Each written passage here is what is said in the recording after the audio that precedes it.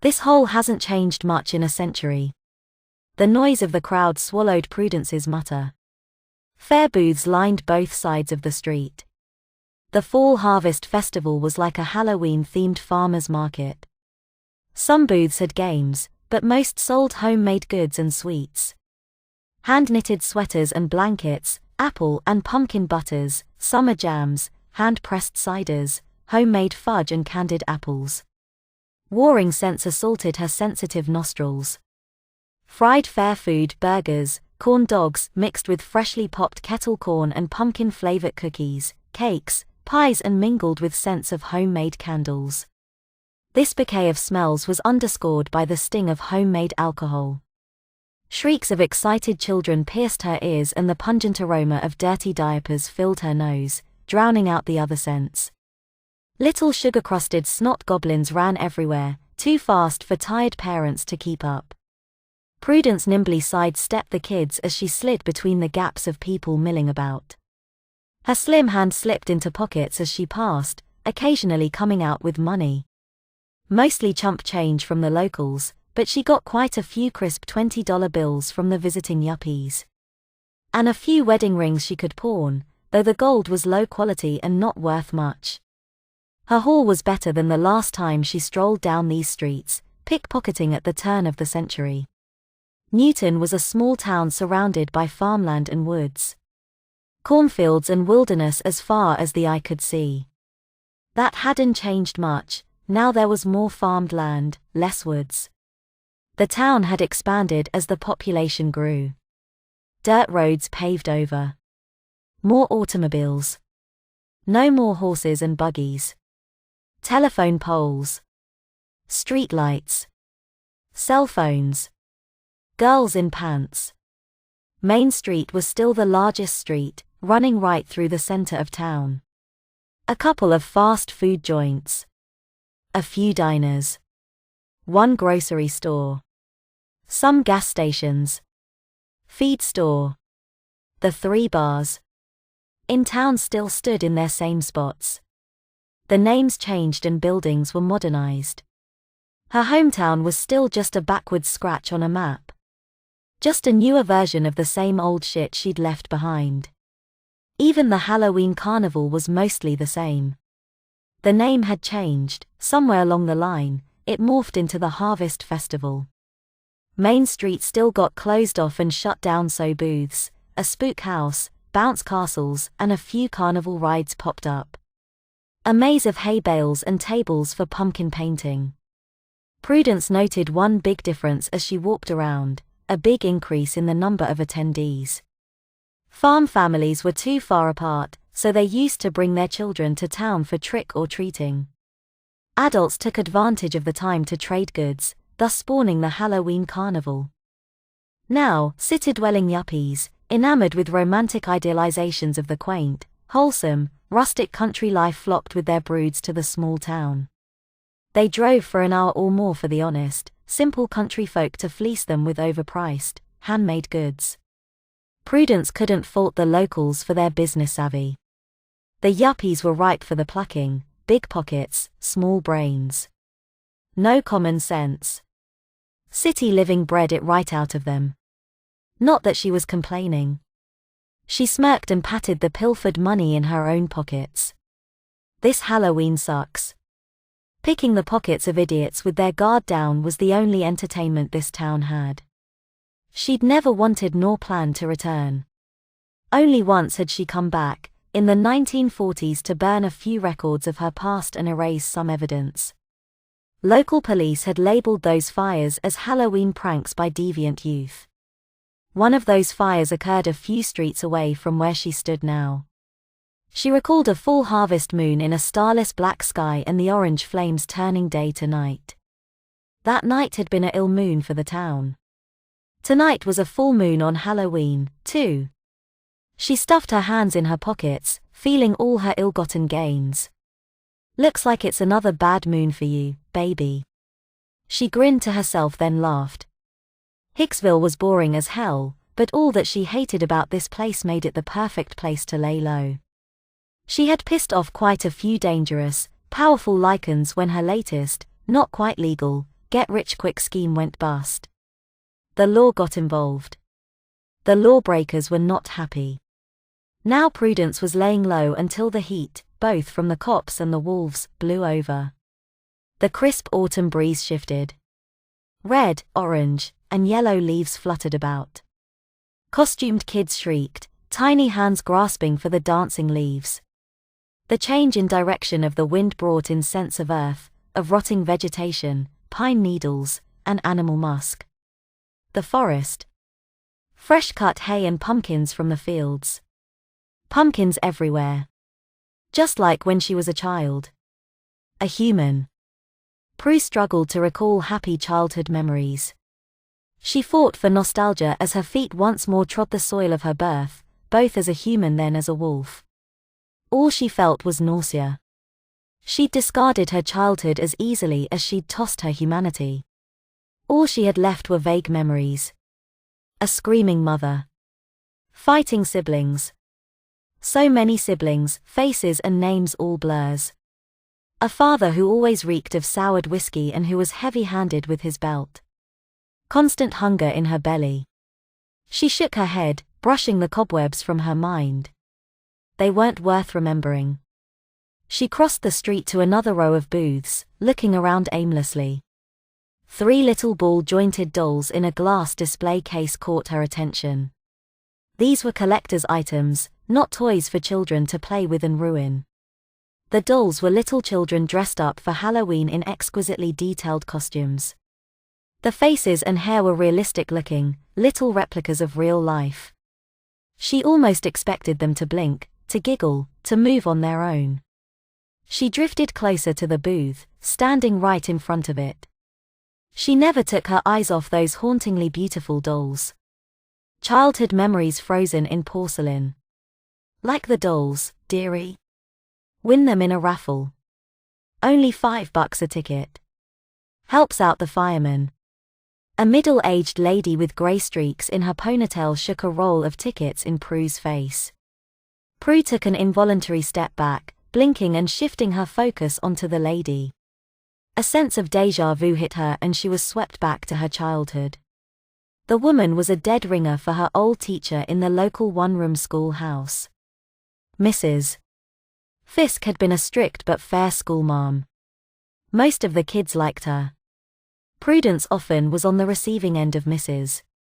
Fisk's switch. Neither teacher nor student had liked each other very much. This raffle lady had to be one of her descendants, a great-great-granddaughter or something like that. I've never seen dolls that detailed. They're almost lifelike.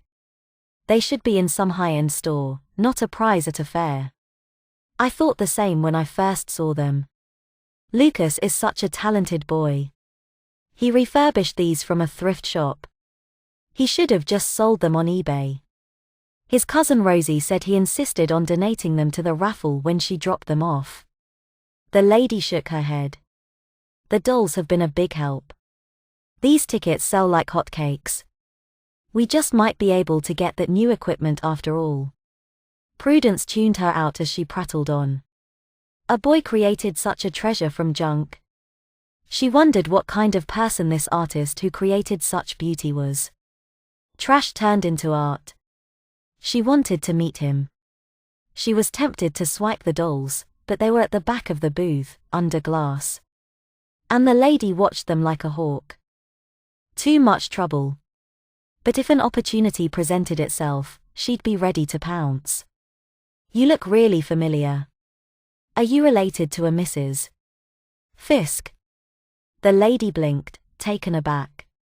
Fisk is my maiden name. I'm a king. She looked up from her tickets, giving Prudence a long, hard look. You look familiar, too. She squinted. I swear, I've seen you before. But I know you're not from around here. I know all the locals. Her voice took on a touch of pride. Oh, I was born here, but I haven't been back in ages. Left plenty of family, though. The Piper's still around. There's a few. You've got the look of a Piper. They still causing trouble? Never stopped. Prudence laughed. She liked the lady. Maybe she'd let the old but keep her dolls, as a favor to the very late Mrs. Fisk. What did you say your name was? I didn't. It's Prudence. Prudence Piper. The lady's grey brows rose nearly up to her hairline in shock. Prue smiled, a mischievous glint in her eyes. Something wrong with that name. You don't know who Prudence Piper was? Prue shook her head. The lady rambled on. Whoever in your family named you has a sense of humor. Prudence Piper is something of a local legend. She leaned forward to stage whisper. She was a notorious girl. A bootlegger during Prohibition. Rumor has it she had ties to the mafia. Al Capone's sweetheart. Prudence laughed at that. I'm not so sure about that last part. But I bet the rest is true. Well-behaved women rarely make history, after all. She sounds like a fun gal. She gave the dolls one last look, then drifted away. The bulging pocket of a teenaged girl caught her attention. She fell in line behind the gaggle of local girls, keeping a few yuppies in between them for camouflage. It was easy to tell the locals and the yupsters apart. The city slickers tried too hard to fit in, making themselves stick out like sore thumbs. They passed a few game booths like Pop-A Pumpkin with darts and orange balloons. Prudence drifted closer to the teens, easily weaving between people. She occasionally surveyed the crowd with a casual glance to make sure no one was watching. One eye stayed on the girl and her pocket. She was an older teen, almost grown up. 18 or 19, Prue guessed. So she might have something good on her, like cigarettes. Or junk like used, balled-up tissues or bubble gum. Who knew with kids these days? They were such slobs. Not like when Prue was young. Back then, society had standards. Now, she was often mistaken for an older teen or a young 20-something by the humans. It annoyed her to no end. Given her looks, her age when she'd been turned, it was only natural that the humans would get confused with her age. She still looked the same as she had a century ago. Her physical body was in her prime. Hell, she was in better shape than when she was a human. Physical perfection, beautiful and lethal. A predator in her prime. A wolf in sheep's clothing. The longer she lived, the less human she felt. Like that part of her was slipping away. Sometimes, she forgot herself and had trouble connecting with the humans. Blending in with the humans used to be as natural as breathing as she adapted to her new state of being. Now, that state felt natural and acting human was a foreign language, clumsy on her tongue. The girls whispered and giggled, heads bent together. The murmurs and laughter of the other pedestrians milling all around them should have drowned out their voices. Prue heard them easily from several feet away, as clear as if she stood right next to them. She picked up each voice as well as each individual scent. She sniffed the air, her nose and brain filtering and automatically cataloguing each scent like a canine. Rosie, you sure it's okay to leave Lucas by himself? A girl with acne asked the girl with the bulging pocket. Prue's ears perked up at that. Could the girl with the bulging pocket be cousin of Lucas the doll maker? It was a small town. Prue was sure she'd just hit pay dirt. She paid closer attention to the girls. He's fine. Rosie sounded annoyed. Like the topic was getting old. He seemed pretty freaked out. The tallest of the group chimed in. Yeah, you know how he is. What if he has one of his anxiety freakouts or something? Acne girl frowned at Rosie. They're called panic attacks. And he won't. He'll be fine. We're just going through the haunted house. We'll be back in like 5 minutes. I feel bad. Just leaving him like that. He looked like he was gonna cry. Tall girl looked back over her shoulder. Prudence casually turned her head, like she was thinking about buying a candy apple from the nearest food booth. Just another face in the crowd. Rosie made a disgusted sound deep in her throat. He's got his fucking bear and a dry diaper. He's fucking fine. Just because he's in a wheelchair doesn't mean he's a full-blown tard. Quit looking at me like I smashed one of his dumb dolls. Now, it's Halloween. I'd like to have a little bit of fun with my best friends without my fucking crybaby cousin completely ruining my night. Is that too much to ask? She rounded on the other girls. They met her eyes for a brief moment, then looked away, awkward and uncomfortable. Rosie stared at them for several heartbeats. None of them looked back at her. She sighed and dropped her hands to her sides. I'm sorry. Look. Lucas even said it was okay. He said he didn't mind if we went to the haunted house. So let's just go and get back, okay? I'll get him a candy apple or something. That last part swayed the other girls. They nodded and continued walking. Prue drifted closer until she was directly behind the distracted girls. Foot traffic slowed. Bodies pressed closer together as they neared the spook house line. Ahead, a toddler writhed on the ground in the middle of a tantrum fit. Her fists and feet pounded the pavement, her face red as she howled at the top of her lungs. Prue's upper lip curled in a snarl at the noise. She glanced around once. No one watched her. She stepped silently closer to the girls. Her hand dipped into Rose's pocket. Her fingers curled around a smooth plastic oval ring attached to something. She guided it out, hidden in the palm of her hand, then into her own pocket. She smoothly turned and walked away. All this occurred in the span of a few seconds. She walked between two food stalls and behind a bounce house before she examined her latest prize. A pacifier. A large one. Too large for a baby or child. Perfect for an adult. Little Rosie was a raver. She didn't strike Prue as the type. Rosie wasn't a candy kid or a tweaker. First impressions could be wrong, but Prue considered herself a good judge of character. Girls like Rosie didn't get high. They stole the occasional beer or wine from their parents. Cut school. Broke curfew.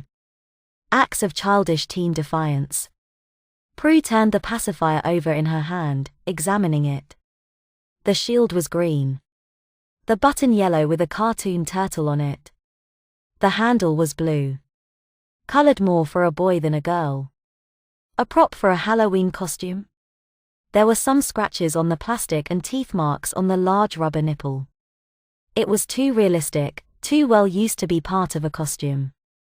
Could this belong to a diaper-wearing, teddy bear-carrying, anxiety-prone, crippled doll maker? Only one way to find out. Besides, returning it is the right thing to do. She grinned, revealing very sharp-looking teeth. She tossed the pacifier into the air, caught it and put it back in her pocket. Finding the boy was easier than she expected. Two fold-up tables had been set up under a canopy in case of rain. A sign, handwritten in sparkly, rainbow-colored marker, read "Donations for Newton No-Kill Animal Shelter." Beneath it were drawings of a cartoon puppy in a ghost costume and a kitten in a witch's hat. Empty chairs were scattered behind the table. A few had purses or bags on them. Several half-empty to-go cups littered the table. A big glass jar labeled "Donations" contained more air than money. Next to the jar was a plastic bowl filled with little packets of sugar-free gummy bears for when the kids trick-or-treated later in the evening. An older teenaged boy sat in a wheelchair a few feet back from the table with the sign. He was like a prettier, masculine version of Rosie. The two could be siblings instead of cousins. He gazed down at his feet and the footrest of his wheelchair. He clutched a teal and blue teedred teddy bear to his chest. The bear wore a pirate dress. A white baby doll diaper peeked out from the ruffled skirt. The diapered boy diapered his bear. Cute. Prue's lips quirked in a half-smile. Every so often, a shudder ran down his thin frame. Prudence hid in the shadows of a booth across the street, watching him. The boy had to be Lucas.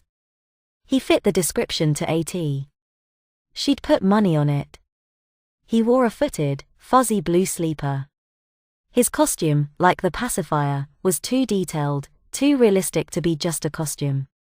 It looked like a sleeper for an oversized infant. Not an adult sleeper from Target or Walmart. This one zipped up the back, like a baby's sleeper did. It also had poppers in the crotch for easy diaper access. The sleeper was loose on his thin frame but puffed out at the crotch. The outline of a very thick diaper was visible through the heavy fabric. His diaper was just too big and bulky to be concealed. Two of the poppers on his crotch were open, showing off his own bulging diaper. The white plastic was tinged yellow, signaling his diaper was not just part of a costume. He was so pretty, like a living version of his dolls. Smooth porcelain skin. Thick tousled black hair. The same big, blue eyes as Rosie. He was long and lanky. Standing up, he'd probably be taller than Prue. Scrunched up like he was, clinging to his bear for dear life. He looked small. Vulnerable. In need of something. Like a piece of his life was missing. Not because of the wheelchair. Prudence had known several people in wheelchairs over the decades. Some of them had been assholes. None of them radiated the broken vulnerability Lucas did. The broken pieces touched something in her. Stirred up stuff in her heart she hadn't felt in a long time. So she just stood there, watching him. Unable to look away. He never once looked up. Minutes passed. The girls never came back. The glass donation jar was pitifully empty. Yuppies walked right by, drawn to more attractive booths with goods for sale. A few locals came up, put $1 or change in. They spoke softly to Lucas. He'd shrink back, rolling his chair back an inch or two, then look halfway up. He'd force a shaky half smile. He'd mumble back, voice little more than a hoarse whisper. He'd nervously tug down the bear's skirt, trying to hide the toy's diaper while blissfully unaware his own used diaper was on display. The sight was just pathetic. Prue tried to muster up her usual contempt and disdain, but her insides were a jello mush. Lonely. The boy was lonely and hurting. His pain called to her, struck a chord long buried deep within her. Staring at him, she was looking at a shadow of her past self. Prue looked up and down the busy street. Shadows lengthened as the sun started to set. Parents and costumed children began to line up for the costume parade before trick-or-treating. No sign of the girls. Prudence strolled out of the shadows with nonchalant ease, heading straight for the animal shelter booth. She pulled the pacifier out of her pocket. Lucas rolled his wheelchair back a few more inches when a big group of well-dressed townies strolled by. They didn't even glance at the tiny, sparse booth. Costumed kids jumped and shrieked with excitement. The wall of constant passers-by pressed in on him. The empty space of the booth around him seemed to shrink. Space compressed, squeezing the air out of his lungs. A cold sweat broke out on his fevered, too hot skin. Not here. Not now. He mumbled to no one as fear and panic inflated like a balloon, filling up his chest and squishing his lungs. His fingers shook. He stroked Fiji the bear's tie-dyed teal and blue fur. He concentrated on the feel of the soft threads under his fingers, trying to distract himself from the fear suffocating him. The teal and blue fur was the same colors as the water around Fiji, his favorite island. His parents had taken their honeymoon there, back when things were still good between them. Before things had turned sour and they ended up in prison for cooking meth. Fiji had been a white bear, but his aunt helped him tie-dye his plush companion. His dad, in rare moments of sobriety, used to tell him stories and show him pictures of Fiji Island. Lucas still wanted to visit there someday. He'd take his bear, too, bring Fiji to Fiji. He would have giggled if his chest wasn't so tight. He rubbed the silky smooth satin of Fiji's costume. He'd made the pirate dress himself. Making clothes for his stuffed best friend had been how he'd gotten started making and refurbishing dolls. He'd been little when his mom taught him the basics of sewing after he'd begged her. His father had been less than pleased to learn about that.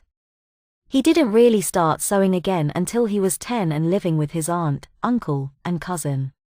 They were on vacation and 10-year-old Rosie cut off Fiji's head. Rosie and Lucas had shared a bed. Lucas' night diaper had leaked. Rosie, angry at her cousin for peeing on her in his sleep, punished him by killing Fiji. His aunt had held him on her lap while she sewed Fiji's head back on. She'd encouraged Lucas to help her. He'd been hooked. Lucas shuddered at the memory. Warmth flooded his crotch as his bladder released. His thick diaper absorbed it all. He'd never been completely out of diapers. Doctors said his bladder was underdeveloped. He'd always wet the bed. Long car rides and vacation meant he was diapered. When he was 13, he had an ATV accident that injured his spinal cord. That left him in a wheelchair and in diapers full time. His trembling fingers slipped under Fiji's skirt, stroking the slippery texture of her diaper's plastic backing. Fiji's diaper was a baby doll diaper. In his mind, his bear needed diapers just like he did. She enjoyed her diapers, too. Just like he did. Part of him was ashamed at needing diapers, but a bigger part secretly enjoyed it. The thick padding swaddling him gave him a sense of comfort and security. It helped manage his anxiety. Even after his accident, he had some bladder and bowel control. Instead of struggling with a toileting routine, all he'd wanted was the protection and safety of his diapers. Now he wore 24/7. Thick, crinkly padding with babyish prints. Big baby diapers instead of plain, medical, absorbent briefs. He had both at home, but he mostly wore adult baby diapers. He found comfort in some aspects of being an adult baby, his bear and his pacifier. Sucking on the rubber nipple helped calm him when his anxiety flared up. Like it was now. Rosie had taken his pacifier. She told him he'd get it back as long as he was a good boy while she was gone. A chill breeze picked up as the sun started to sink. Strange voices and snatches of conversation broke into his thoughts. His heart thumped in his chest painfully. He whimpered. Where was Rosie? He was too terrified to look up.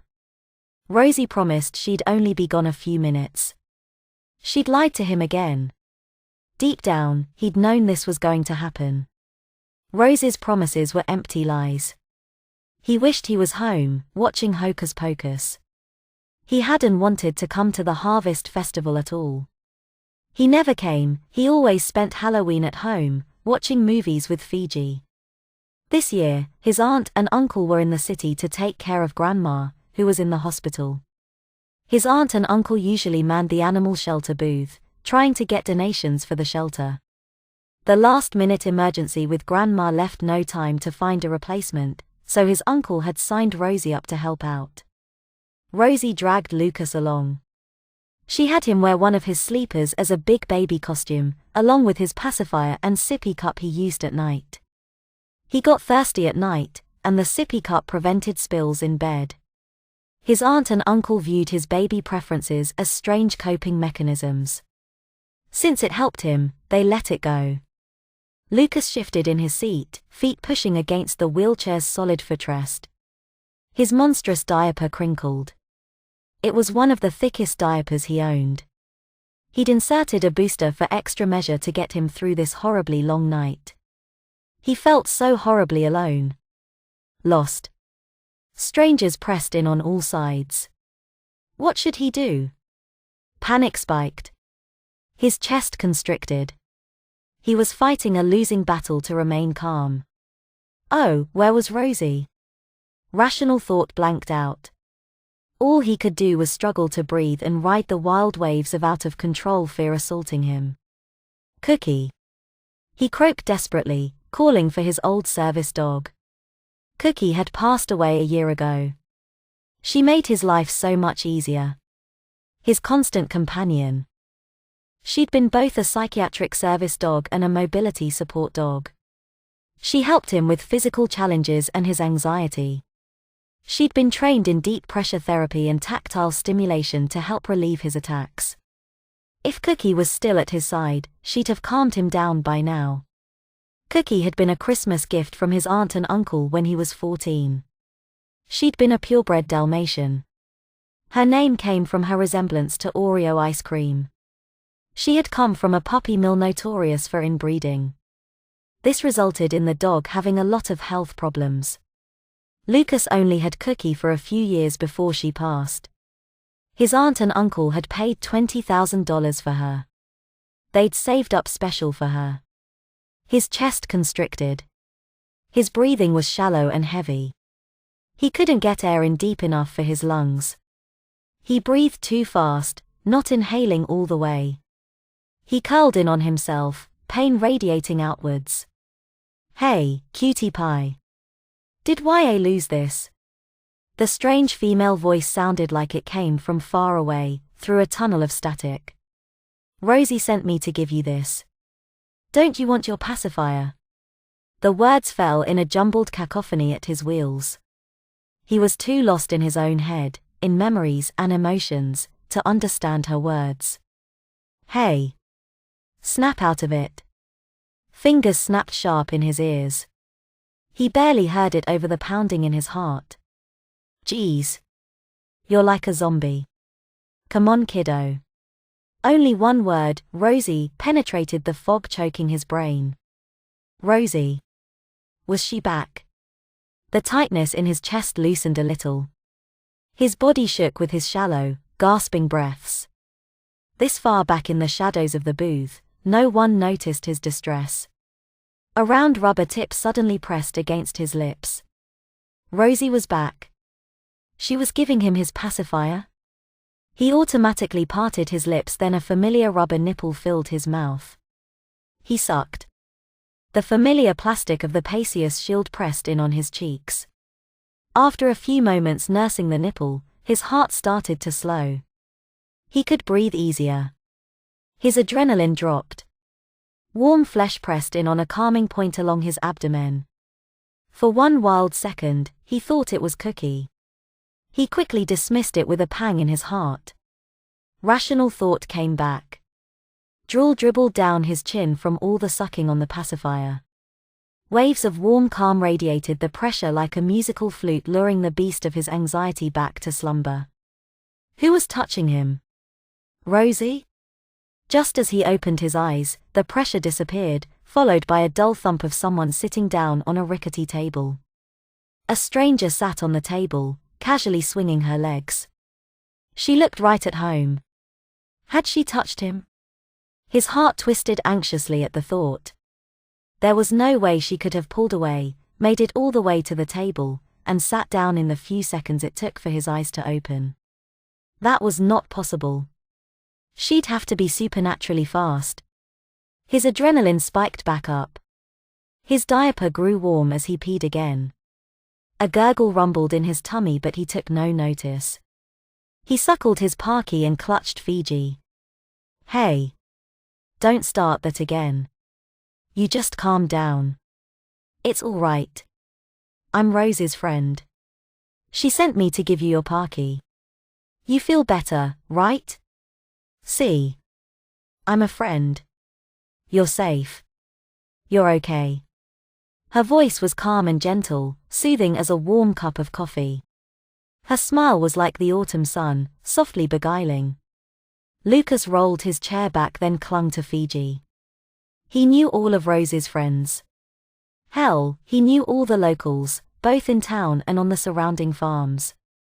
He'd never seen her before. But she looked familiar. He couldn't put his finger on it, but he got a sense of déjà vu.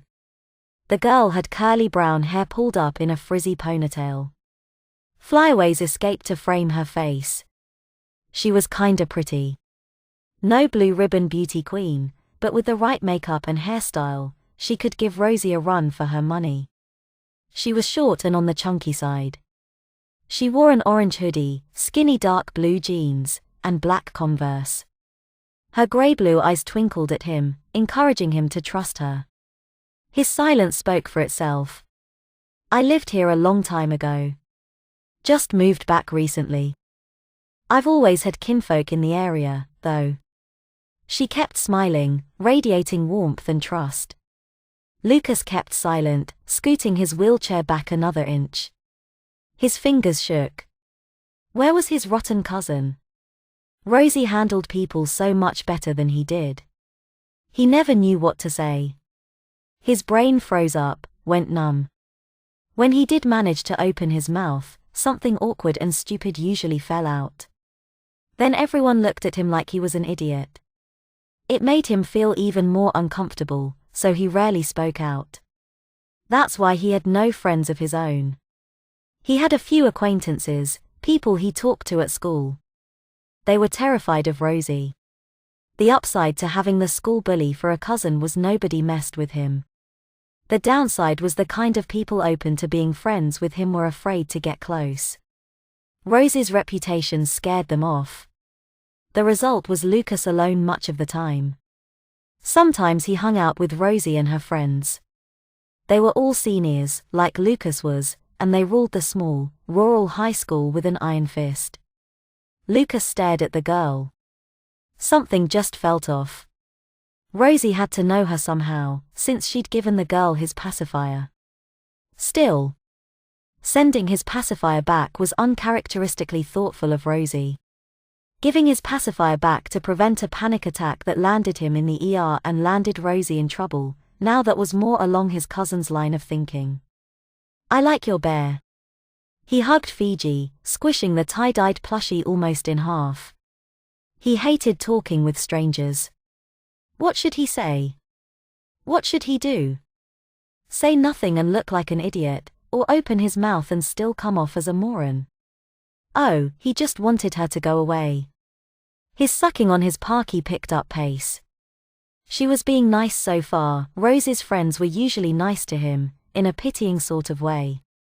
They usually made Rosie be nice to him, too. This girl had complimented him. That, he could handle. T-Tank YU. He lisped softly around the rubber nipple filling his mouth. He sounded like a scared toddler. He'd done a research paper on her for his senior history class. He'd made a doll of her.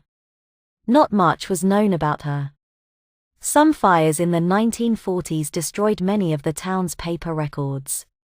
She'd been born to a dirt-poor family of ill repute sometime in the early 1900s. During Prohibition, she was about his age, 18. Probably a little older. She'd frequently been in trouble with the law. Surviving records showed she'd been sentenced to attend church for a year as punishment for her first criminal offense. She'd spent nights in jail. Mostly, she'd ended up with a lot of community service. It seemed the local court didn't know what to do with a troublemaking woman at the turn of the century. Only one picture of her survived the fires of the 40s. It was a grainy black and white copy in a newspaper. He'd stared and studied the photo for hours while he worked on his doll. The most disturbing and fascinating mystery of the Hellion was how suddenly she vanished from the pages of history.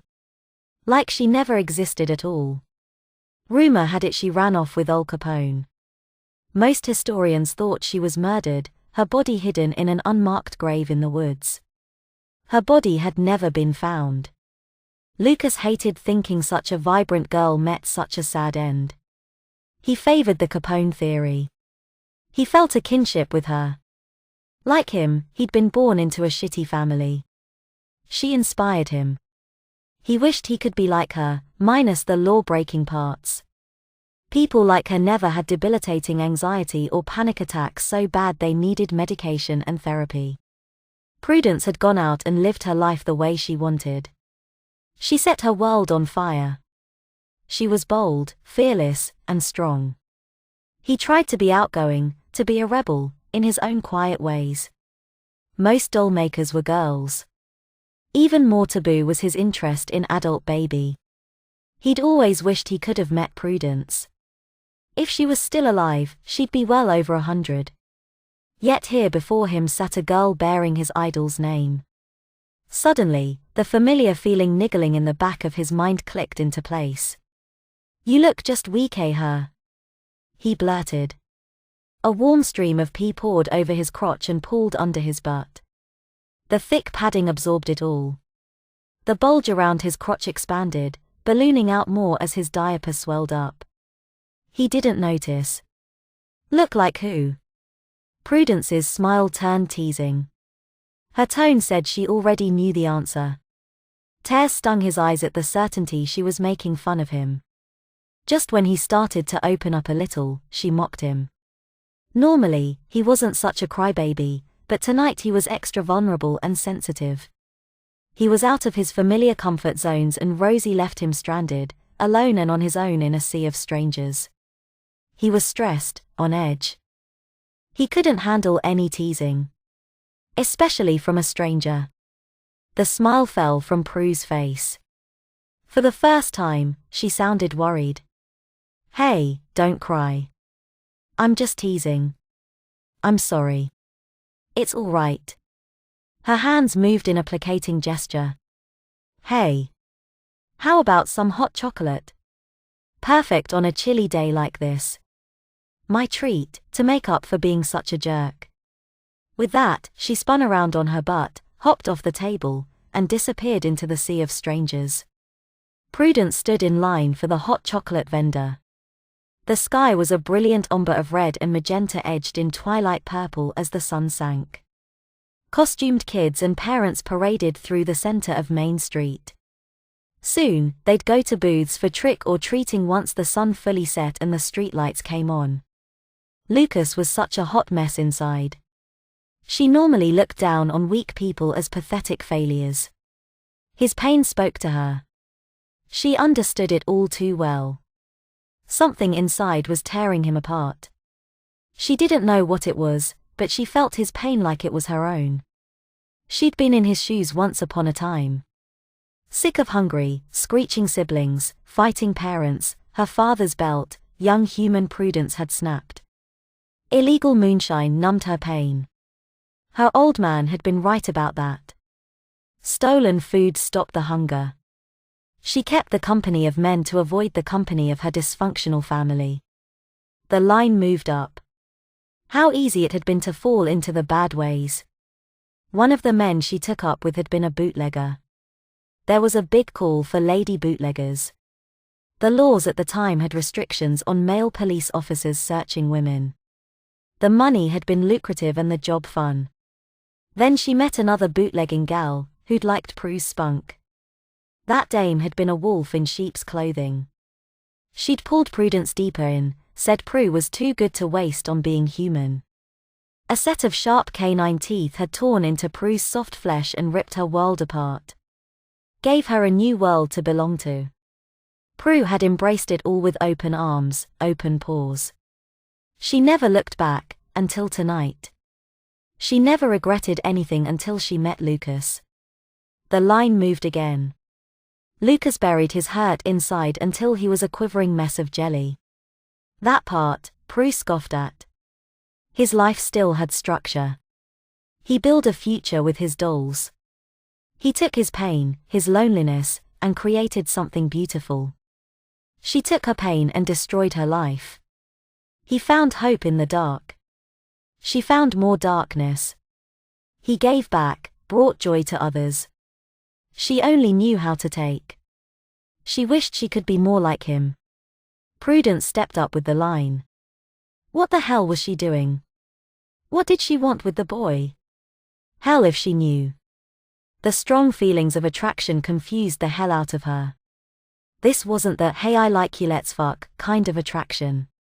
He wasn't her type of romantic partner at all. Yet he sucked her in with magnetic force. She couldn't pull away. Being with him felt so right, as natural as breathing. Her gut, her instincts, screamed this was the right path. She never questioned her gut as a human nor as a lichen, and she didn't question it now. She just followed her inclinations like the tide followed the moon. Not even the ammonia reek from his diapers could deter her. Blunt human olfactory senses could not smell his pee, but her sensitive lupine nose was full of the scent. It wasn't just pee, animals communicated through urine. His basic age, sexual maturity, gender, overall health, the tang of his fear, the metallic tinge of his medications. All that information and more was right there in his diaper for her to sniff out. Sweet scents of chocolate and sugar filled the air. Prudence stepped up to the counter and ordered 2 dark chocolates. She paid for the overpriced treat with her stolen money. The steaming liquid inside the styrofoam cups was pumpkin orange. Already, the chocolate bats and marshmallow ghosts started to melt. She stepped away from the counter and moved to the shadows between 2 booths. She sat the cups down on a closed garbage can lid. Various scents drifted from under the lid, including dirty diapers, but she ignored them. With a furtive glance around to make sure no one was watching, she pulled a small bottle of Maker's Mark bourbon from her back pocket. She'd shoplifted it from a state store earlier that morning. The bourbon had a smooth vanilla caramel taste. Not as sweet as Bailey's Irish Cream or Kahlua, but it packed more of a punch. This would loosen up that diapered bundle of anxious nerves. The bitterness of the dark chocolate would help hide the bourbon's bite. Her hand froze just before she poured. An amber drop sparkled on the lip of the glass bottle. Should she do this? Would this be taking advantage of him? She hadn't felt the prick of her conscience in decades. She brushed it off with a snort. She was just helping him relax. It's not like she planned to get him drunk, rob him or rape him. She just wanted him to drop his guard so she could get to know him. Alcohol was a social lubricant and he was one rusted wheel. Generous dollops poured into the hot chocolate, just the right amount not to overpower the drink but still enough to knock Lucas back on his diapered coaster. She poured the rest of the small bottle into her own drink. On the way back, Prudence spied Rosie and her friends chatting up some college-age guys. The boys were a few years older, around 21. Looked like Lucas wasn't the only one who was going to do a little Halloween drinking. Annoyance flashed through her. The least Rosie could do was check in on her panic attack-prone cousin. Good thing I'm here to babysit.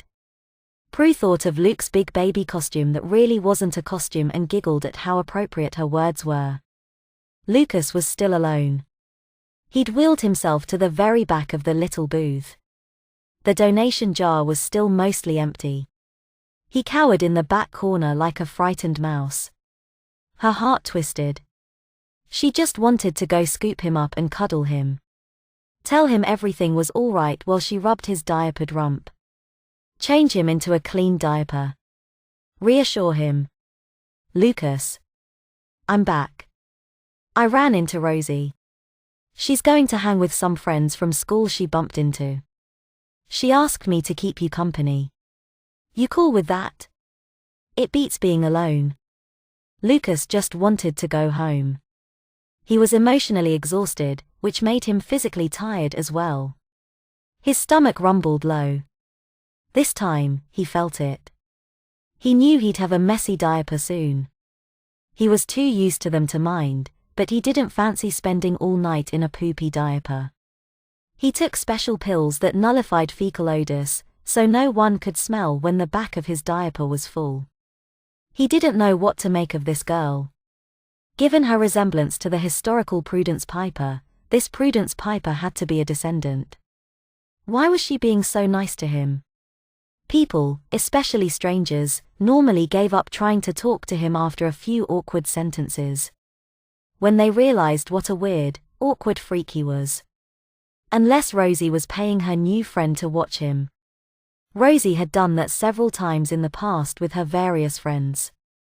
His heart sank at the notion. He was just a burden to pass off, so Rosie could enjoy her night. He wanted his cousin to have fun, he just wished they could have fun together. Wished she wasn't such a rotten shithead.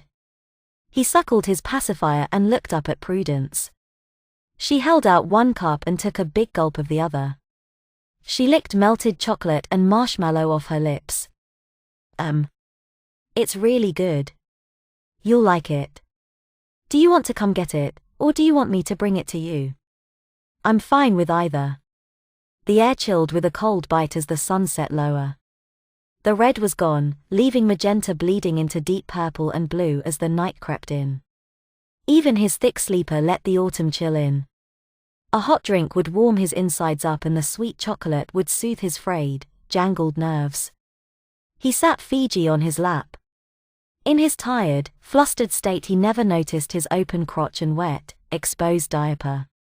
This girl, this Prudence, got under his skin. She intimidated him, but she also was kind of fun. He'd be more relaxed if Rosie, someone he knew, was here. He enjoyed Prudence's company but was scared by it at the same time.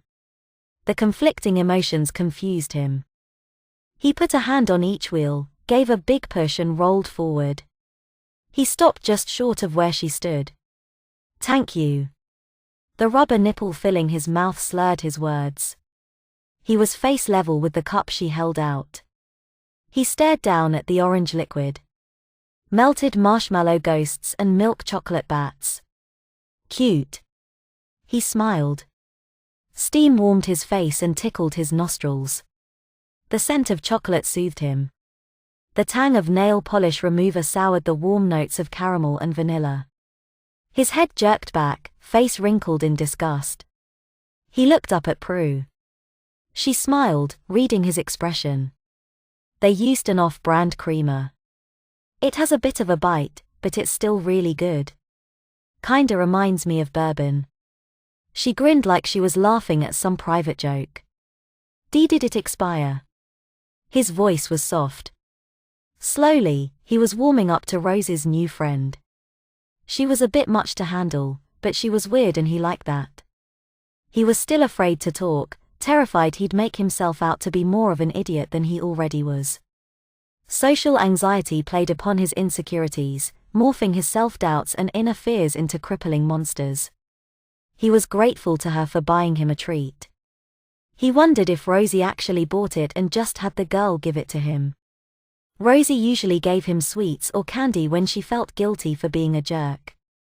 It was her way of saying sorry. Creamer? In hot chocolate? That just sounded weird. Yep. For the vanilla and caramel. Weird, right? But it's really good. It's not expired. Just try a few sips. Trust me. Rosie and the others had some. They all liked it. Prudence's lie was smoother than the bourbon. To add weight to her words, she tossed back her own drink in a few gulps. She finished, smacking her lips in exaggerated satisfaction, then tossed her empty cup over her shoulder.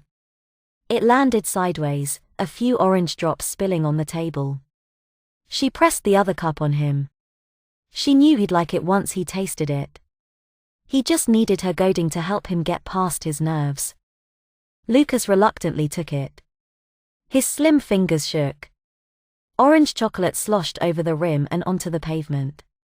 He blushed, looking both scared and embarrassed. Here. Let me help. I don't bite. Promise. I'm not a vampire, just a werewolf. He almost smiled at her silly Halloween joke. Prudence took the cup back. She spied a folded-up piece of white cloth with orange piping next to his sippy cup on the table. Hey, what's this? With her free hand she picked it up and flapped it open. An adult-sized terry cloth bib with plastic backing that rustled almost as loud as his diaper. Cute. It really completes the look. No. His face flushed red and his heart thumped so hard he thought his ribs might break. Warm pee flowed between his legs, his diaper swelled up more. The wet feeling stayed this time. He was getting pretty soggy, even with the booster. He only used his bibs when he was home alone. Rosie knew about them since she frequently poured through his closet. He caught Prudence's use of look instead of costume. She knew he was a big baby. A freak. Not just dressed up in a silly Halloween costume. This was a part of him. He hugged Fiji tight. I'm not judging. Dude. Relax. You really should have a few sips. It'll help you relax. Gospel truth. Prue tilted her head to one side, staring at him while she evaluated the situation and his emotional state. Luke tried to calm down. He felt raw and exposed, like his skin had been stripped off with a cheese grater to reveal the ugly truths of his secrets. Bared his soul to a stranger. He focused on his breathing and rubbing Fiji's fur. He tried to use calming tactics to center and ground himself. It was so much harder without Cookie's help. Maybe a drink would help, even if it smelled funny. Maybe it tasted good. His hands shook too bad for him to hold the cup. I could hold the cup for you. Prue began in a slow, prodding tone. But it still might spill, on your pretty bear and nice sleeper. I don't think you want to set your bear down, do you? He felt trapped. She reminded him strongly of Rosie. Both were stubborn and would not take no for an answer. He whimpered at the thought of setting Fiji down. She was his security blanket. He needed her. He saw where Prue was heading. He dreaded it, wanted the ground to open up and swallow him, but he resigned himself like he always did with Rosie. He saw no way to refuse her. So, how about we use this? No one's paying attention. I swear on the Bible. This'll just be part of the costume. Her soft tone cajoled. She set the cup down and stepped closer to his wheelchair, bib in hand. Luke clung to Fiji and shut his eyes tight. He sucked hard on his pacifier and managed a little nod of his head. The bib pressed gently into his neck as she tugged on the strings, tying it behind his neck. He felt his bib flutter as she fluffed it, making sure it covered his torso and his bear. There. You really do look adorable. Honest. I'm not teasing. I really mean it. And your bear is all safe and sound under the bib. Sincerity filled her voice, chipping away at the last bits of his shy hard shell. His insecurities and resistance crumbled. Fiji. Hugh names Fiji B. The rubber nipple pressing on his tongue skewed his words. He lisped softly, as if letting her in on a precious secret. Fiji was special to him, to the hurt little part of him. Letting Prue know that exposed a vulnerable, vital part of himself. He was letting a stranger he'd met today aim an arrow at his open heart. His bib should have comforted him. It usually did. In her presence, he just felt more exposed. Fiji, like the island? How fitting. Her fur looks like tropical water. Luke opened his eyes and smiled up at her. Yes. Maybe she didn't think he was a weird freak. She understood Fiji. At his smile, Prue beamed. She felt like she'd cracked open a particularly stubborn clam. Her finger hooked his parky's handle and tugged, popping the nipple out of his mouth. A string of drool ran down his chin and onto his bib. He blushed some more and dropped his eyes. He shifted in his wheelchair, diaper rustling. Another snap popped open. The swollen, yellowed front of the diaper bulged clearly out of his now fully open crotch. His diaper was on full display just like Fiji's. Bottoms up. Prue held the warm styrofoam to his lips, pressing him to drink. Luke opened his mouth, intending to take a small sip and see if he liked it. The funny smell hit him again. Sometimes, off-brand products were horrible. His aunt sometimes bought the imitation Cheerios that tasted like cardboard, or the wannabe Reddi-wip that left a filmy aftertaste in his mouth. Prue tilted the cup more than he expected. Instead of a small sip, he got a big gulp.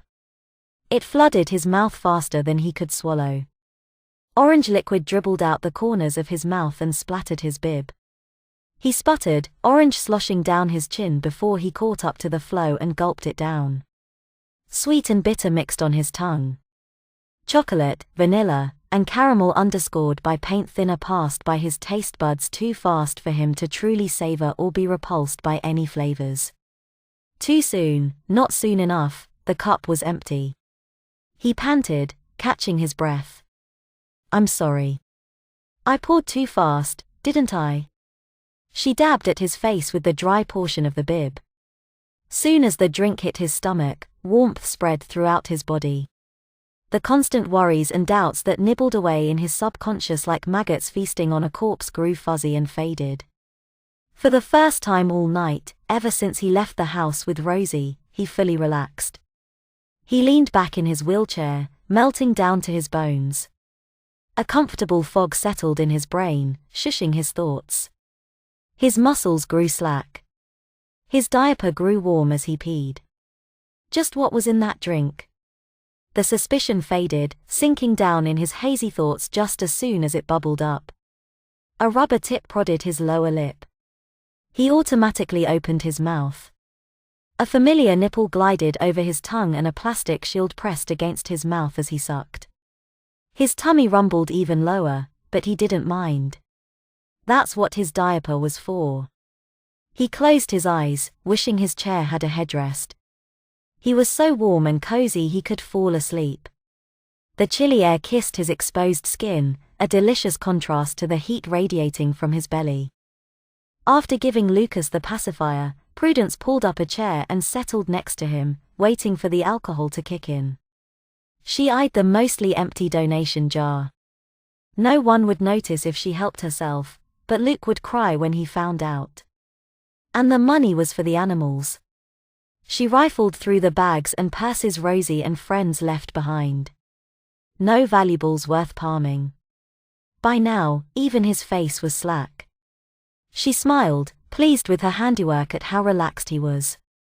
His eyes were closed, long lashes inky against his pale dull skin. His chest rose and fell softly and his parky barely moved in his mouth. So, earlier you said I look like the notorious Prudence Piper. He stirred softly, diaper crinkling.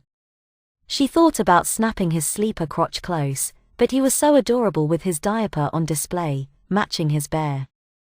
Even the smell of his pee didn't bother her. She wanted to change him, feed him a bottle, scoop him up and cuddle him. Lucas. His lashes fluttered partway open and he yawned. What do you think of Prudence? Under her intense stare, he sobered up a bit. I really weak Hugh. He really liked her. He was still so warm and hazy. He wanted to go back to sleep. You do? Aha. He nodded sleepily. The world spun and he closed his eyes. I did a report on Hugh last month. Fauchol. He did a report on her last month for school. The alcohol and nipple filling his mouth slurred and slowed his speech. His tongue felt like a thick slug in his mouth. He giggled. I made a doll. He made a doll of her as a visual aid for his report. The babyish words slammed into her like a physical blow. She gasped. He opened his eyes. A doll? One of your pretty dolls? Of Miha. Her deep, penetrating eyes lasered in on him like he was her lifeline. Her entire being focused on him. He was so out of it he barely noticed her stare. Otherwise he'd have been so scared, so intimidated, he'd clam right up. Yes. Yes. Prue leaned forward, hands on her knees with a knuckle-white grip. Why? He squirmed, diaper crinkling. She could smell fresh ammonia when he peed. Cause, IWEK Hugh. Because he liked the historical Prudence. The intensity of the girl's tone, her gaze shocked him. His voice shrank to a soft whisper, like a child who'd been reprimanded but wasn't sure what they'd done wrong. Prue tried to gentle her tone, smooth her face in a happy expression. Why do you like her? By all accounts, she was a no-good shit. The world would have been better off without her. She couldn't shake off the intense emotion that gripped her. She felt like her very existence hinged on him. Her raging emotions felt like a hand gripping her heart. Nah. Lucas shook his head fiercely then whimpered when the world rolled. The fuzzy clouds in his head flipped. He felt like he was on a spinning ride at an amusement park. Indignation twisted his stomach at her words. His pacifier fell from numb, tingly lips. She lived life on her own terms. She did it her way. She wasn't bad. She just wanted the world to hear her voice. Prudence was so full of life she overflowed. The world didn't understand her. His chest welled with a hot feeling. He rambled on to release the pressure. The fog in his head made him feel topsy-turvy, kept him relaxed enough to share his feelings. Tears stung Prue's eyes and her chest burned. What did she see when she looked at him? Redemption? She never wanted that. Forgiveness? She wasn't sorry. If she had to do her life over again, she'd make the same choices, for the most part. Hope. How to walk a different path in life. She laughed. Lucas, lost in an alcoholic stupor, paid her dark laugh no mind. He was talking more to himself. I wish I could have met her. No, you don't. Trust me, kid. You hold her in higher regard than she deserves. Prue ran a hand over her face, scrubbing away tears. She was angry at herself. He nodded like a puppet with slack strings. She would have hated me. I'm a freak. A weirdo. A girl like her, and me. His laugh echoed hers, sharp and full of pain. It matched perfectly with how Prue felt inside. She would have adored you. I know this for a fact. She wondered if any of her words were getting through to him. When she was drunk in her cups, she was oblivious to the world. Just like her old man had been. The unbidden thought startled her. She hadn't thought of her family since the day she left home. Nah. Luke's deep self-loathing hit her heart. Was this dark muck what lay beneath his timid, nervous exterior? Prue picked up his pacifier and slipped it between his lips. Her fingers stayed on the shield until she felt him start to suck. There's a lot of good in you, kiddo. Like your dolls. Seeing them makes people happy. The touch of the plastic shield against his lips and the rubber nipple filling his mouth caused him to open his eyes. He focused on her face, staring at her lips with glassy eyes. Her words floated to him through the fog in his mind. The fog was a thick blanket that made it hard to think. He smiled at the compliment. It made him feel good when people liked his dolls. The nipple once again morphed his speech into a toddler's lisp. They okay. Others make prettier dolls. His dolls were okay, but other doll makers online were more skilled and innovative than he was. Their dolls were prettier. Others make prettier dolls? Prue translated his slurred lisp. How could he be so drunk after just those little drops? Had he never drunk before? Alcohol could hit a virgin lightweight hard, especially on an empty stomach. Had she miscalculated? She barely felt the bourbon. She'd also been a hard drinker since she was young, when she first stole a bottle from her old man. Yef. He nodded again. He was pleased she understood and wasn't going to argue with him. Maybe. But yours are very beautiful. When I look at them, I see how big your heart is. All the love you put into them. You're a giver. Prudence, all she did was take. Luke shook his head to argue, but she pressed a finger to the pacifier button, cutting him off. Even now. Look. She gestured around the small booth. Here you are. Fighting your anxiety. Raising money for needy animals. You give even when you're hurting. That emotion choked her, overwhelmed her. Prue swallowed thickly and wiped at her two bright eyes. Luke touched her deep, twisted her feelings all up inside. Churned up things she'd long ignored. All of that tangled up in knots clogging her throat. How did she tell him everything that ate her up inside? It wouldn't come out. She'd never been good at this touchy-feely shit. Luke saw the pain in her grey-blue eyes. They made him think of an autumn sky just before it rained. He knew that feeling well. Harsh self-judgment, when he fell short in his own eyes. Everything he did was wrong. He was a screw-up. A royal fuck-up. Prudence felt like that, he read it in her face. With a soft, sympathetic little noise, he reached out to her with one hand. He didn't think, didn't know what he was doing. He just acted. He knew she needed comfort. She had no diapers, no pacifier, no Fiji. No Rosie. Her eyes screamed lost and alone. His heart ached for her and tears welled in his eyes. Prue's eyes widened in surprise when his hand moved towards her. She froze, unable to breath. Afraid if she did, she'd shatter the moment. Her heart skipped a beat as she watched his fingers closing the distance between them. His fingertips lightly touched the back of her hand, electric coursed between them. They both gasped and pulled back, staring at each other. Luke looked scared, adrenaline sobering him up. Prue smiled. See? You're giving right now. You have no idea. It comes so natural to you. I wish I could be like you. Pain brightened her eyes again. Luke shook his head. What was wrong with her? There wasn't anything to admire about him. His love of diapers? His anxiety? His inability to interact with the world like a normal human being? The way he so easily fell to pieces because he was an insecure crybaby? She was off her rocker. You nice, too. You bought me hot chocolate. She was nice, too. She'd bought him hot chocolate. His fingertips still tingled. The jolt made his already fuzzy head spin and his heart jump. What was this feeling? He wanted to touch her again while at the same time he wanted to run and hide. He did neither, just sat there in his chair and stared at her. He'd take his cues from her. Prue rubbed the back of her hand. The skin tingled. Damn, she liked him.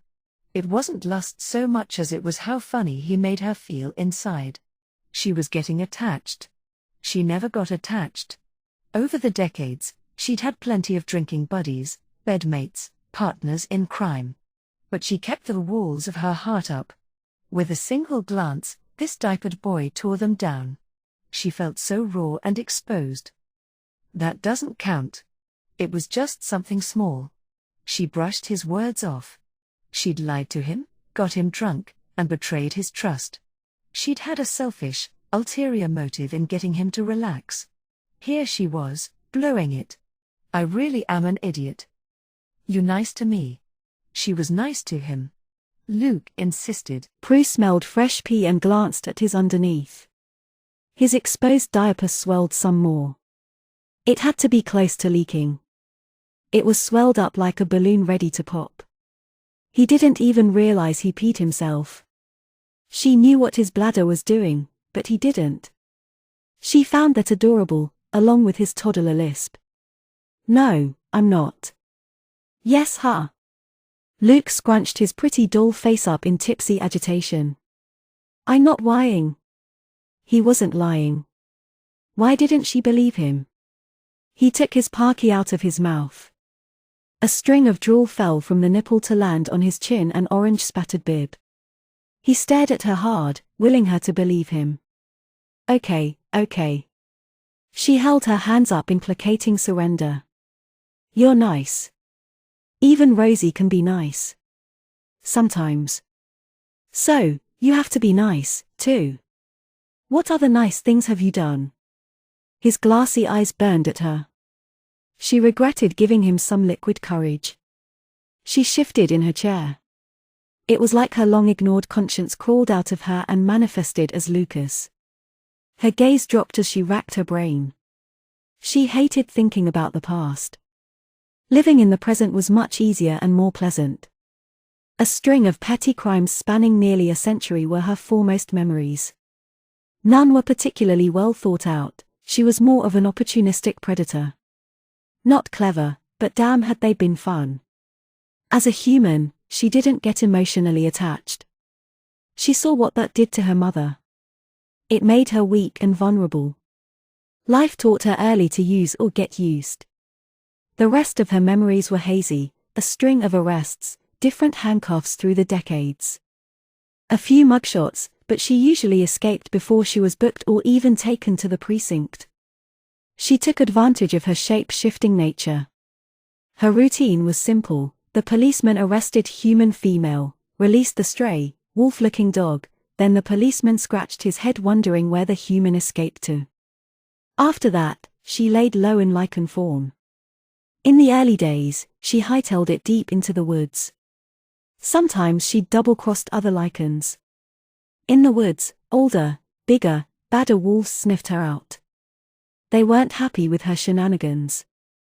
She found herself on the receiving end of their teeth and claws. The woods were not safe. She was safer in the company of humans. It was harder for the other lycans to get to her. That became her modus operandi, to play the part of the happy family dog, a sweet stray adopted from the streets. A few decades ago, she fine-tuned her scheme after being dumped in the pound a time or 2 or 10. She played the sweet pooch to get adopted by the first sucker that came along. She ended up getting trained to be a service dog. This happened quite a few times. She played the sweet, furry helper, then ditched as soon as the coast was clear. Lather, rinse, repeat over the decades. This pattern resulted in her being trained in a wide variety of service dog capacities, everything from mobility assistance to anxiety management. It was how she knew just where to push and how much pressure to apply when she'd pressed on Lucas' chest earlier to calm him. Deep pressure therapy. He'd been too distraught to notice what she'd done. Maybe if she'd been in canine form, he'd have noticed. Lucas still stared at her, waiting for an answer. Well, I did some service dog training. Her ditching as soon as the coast was clear probably cancelled out any brownie points for charitable works. Being a service dog with a human brain sucked balls.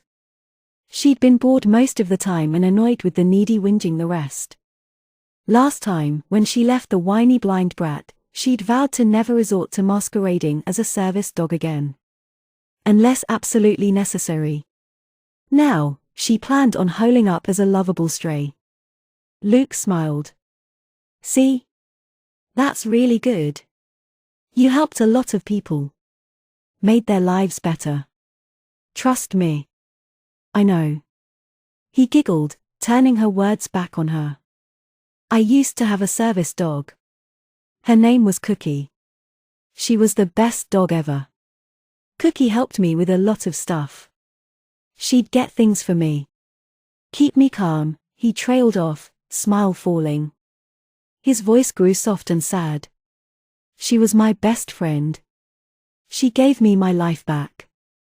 Then she got sick and passed, tears welled in his eyes. He sniffled. Prue's heart twisted, guilt nibbling at her. Did all those tards and cripples she leave behind miss her like Luke missed his dog? Did they mourn her loss? She never thought of them. Even now, their faces were just blurred memories, like her family. She'd just run, moving on to the next town, the next scheme. Never gave the ones she left behind a second thought. She brushed them off like so much garbage. If they were stupid enough to let her take advantage of them, she was only too happy to comply. Now, looking at Luke, she wondered if she'd been the stupid one.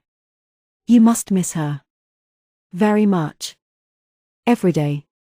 Not just for what she did. She was so sweet. She really loved cookies. Anytime I had a cookie, I had to share. He smiled sadly at the fond memories. That smile broke her heart. She'd never bonded like that with her humans. Cookie knew all my secrets. Lucas carried on. He felt so fuzzy, so warm and mellow. Like his bones were melted wax.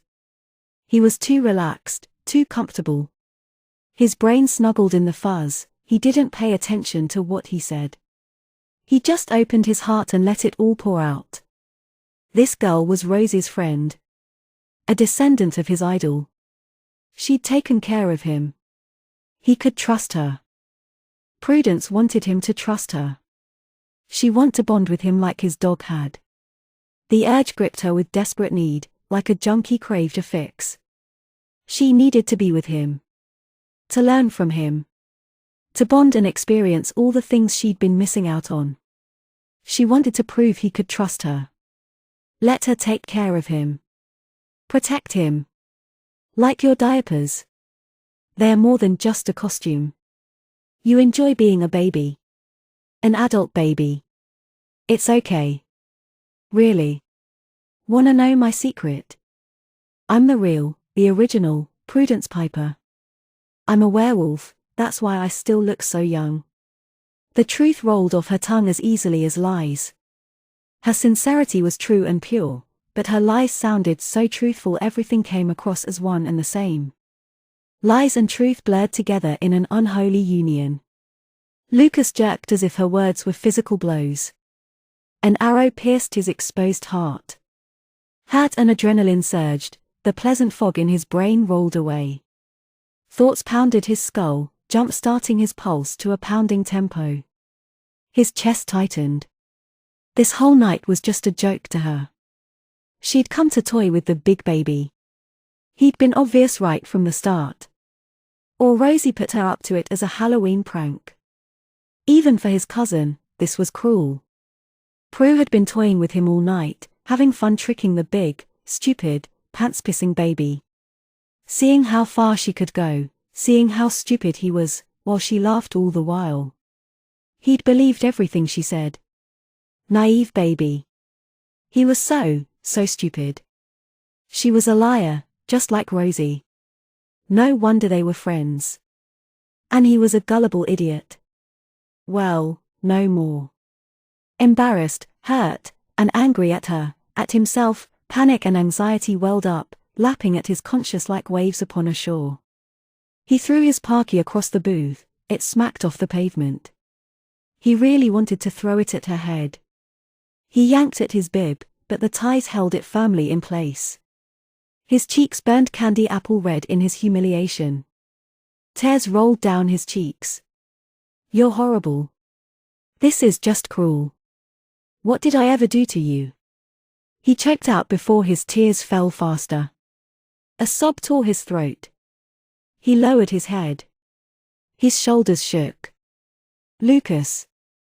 Prue's face twisted as he suddenly crumbled back into the pain-filled boy she first met.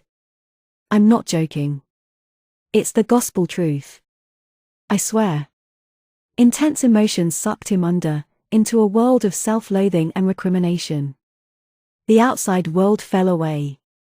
All he could do was feel as he fell helplessly apart. Little shards of him falling everywhere. Stop. Jay, just stop. It wasn't funny. It hurt. He wanted to tell her that, but he was sure she already knew. She didn't care, she found it funny. He didn't hear her laughing, but he was sure he could feel it. Lucas. Please. Calm down. I'm not laughing at you. I'd never hurt you. Her pleas sounded so genuine, he almost believed her. He wasn't going to fall for her tricks any longer. Fight or flight kicked in. Usually, when overwhelmed, he just shut down from the world. Fled deep within himself until no one but Cookie could reach him. At that point, without Cookie anymore, his aunt, uncle, or Rosie medicated him. No one was here for him now. He was on his own. He wheeled himself backwards. Gee, go away. Go. He stuttered, pain cracking his voice. Tears streamed down his cheeks and onto his bib. His pretty doll face was a sobbing, crying mess. Please. Just listen. Lucas her hand reached for him. He felt her palm press onto his abdomen. Same as earlier, when she'd calmed him. Just like Cookie used to do with her head. Leave me alone. He smacked her hand away. He pushed his wheels, rolling to the very back of the shadowy booth so fast some teardrops fell onto the cement. Prudence stood, staring at him with her arms still outstretched. Her insides crumbled. He looked even more miserable than before. Her fault. She hurt him. Broke something precious to her. Just like always. The more she tried to fix things, the deeper she cut. Her gaze fell from his curled, shaking form to Fiji. The bear had tumbled from the wheelchair when Lucas frantically retreated. The plushie lay on the cold cement. The white of the toy's diaper was stark against the darkening night. Okay. Lucas. I'm sorry. I truly didn't intend to hurt you. I know you don't believe me. I'll go. She whispered brokenly, then silently drifted into the crowd without another sound. Her big, stupid mouth. She was so fucking stupid. Prudence Piper, werewolf, an eternal fuckwit. She screwed up no matter what she did. Human, wolf, 20 years old, 114. Still the same screw up her father and Mrs. Fisk always said she was. She stormed through the crowd. Kids darted to and fro, dashing from booth to booth and snatching up candy. Trick-or-treating had started. The sun set, only a few streaks of magenta lingered. Purple bled into navy blue. A few stars twinkled. The streetlights were on. The full moon hadn't come out yet, but she could feel it. A siren song to the marrow of her bones, plucking the chords of her being. Lycans were strongly compelled to change under the full moon, almost a biological imperative. It was a natural law. Rare was the Lycan who could resist. Human superstitions about werewolves were right in this case. There were few exceptions to that law. It was very, very hard, almost impossible to resist. And painful. So very painful. Most Lycans didn't resist. Only the oldest and strongest of Lycans could retain their human form under the full moon. The older ones had more control over their instincts. Younger ones often lost control to the all-consuming rush. Even then, they still retained their rational mind, their faculties. They weren't a human hunting killing machine hell-bent on a slaughtering spree for shits and giggles. That was a human misconception spread by horror movies. They were just like any animal, primed on instincts. The full moon was an adrenaline rush, a call to run wild and let loose. Every once in a while, a newly changed Lycan couldn't handle it. They did lose their mind. Went rabid. There was no help for them when that happened. They couldn't adjust or cope to their Lycan bodies. To their new state of being. They want to stay human, fought off the Lycan parts of them. Nature would not be denied. That inner conflict resulted in some of them going insane. Snapping. Going rabid. When a Lycan went rabid, the packs had the unpleasant duty of stopping them. There was only one way to stop them. Death. Letting a rabid Lycan live put everyone, humans and Lycans, in danger. Out of control, rabid Lycans were the source of humanity's beliefs about werewolves. Lycan secrets had to be kept. Given how out of control a rabid Lycan was, they attacked and killed anything and everything in their paths. An entire pack often banded together to take the Lycan out. A battle of fangs and claws to the death under a full moon. The rabid Lycan was literally torn to pieces by the pack, to prevent the Lycan from doing it to others. Prudence's heart felt like that now. Ripped to bloody pieces. She shuddered. She'd never had to do that, but some of her packmates had. She'd heard horror stories. A pack was supposed to mean family and safety. Her pack was a loose collection of rogues, wolves who eschewed pack life. Like her, they kept their walls up. Good times and easy money were the only things that kept them together. Maybe, when she was bitten, she should have taken up with a real pack instead of a criminal brigade. Regret was a bitter pill to swallow. Self-reflection an ugly fun house mirror. Both went down better with booze. Spying a bar at the end of the street, she headed in. Moonlight burned her skin, heating it to a fevered pitch. Her blood boiled. The marrow in her bones burned. Heat and pain rose up from her belly, lava from the core of her being to consume her. Her beating heart sped up until it fluttered as fast as hummingbird wings. Her brain shut down as her senses came alive. Her spine coiled. Her mind tripped like it was strung out on psychotropic drugs. She wasn't aware of anything but pain and fire as her body shifted from one form to another. The change felt like hours. Minutes. Years. Seconds. Just one big tripping, tearing, spinning jumble. Bone and sinew twisted and turned as she morphed from human to wolf. Most was shifted from human to wolf. Some, usually the older, Stronger lichens could keep their head through the shifting and could stop the process partway.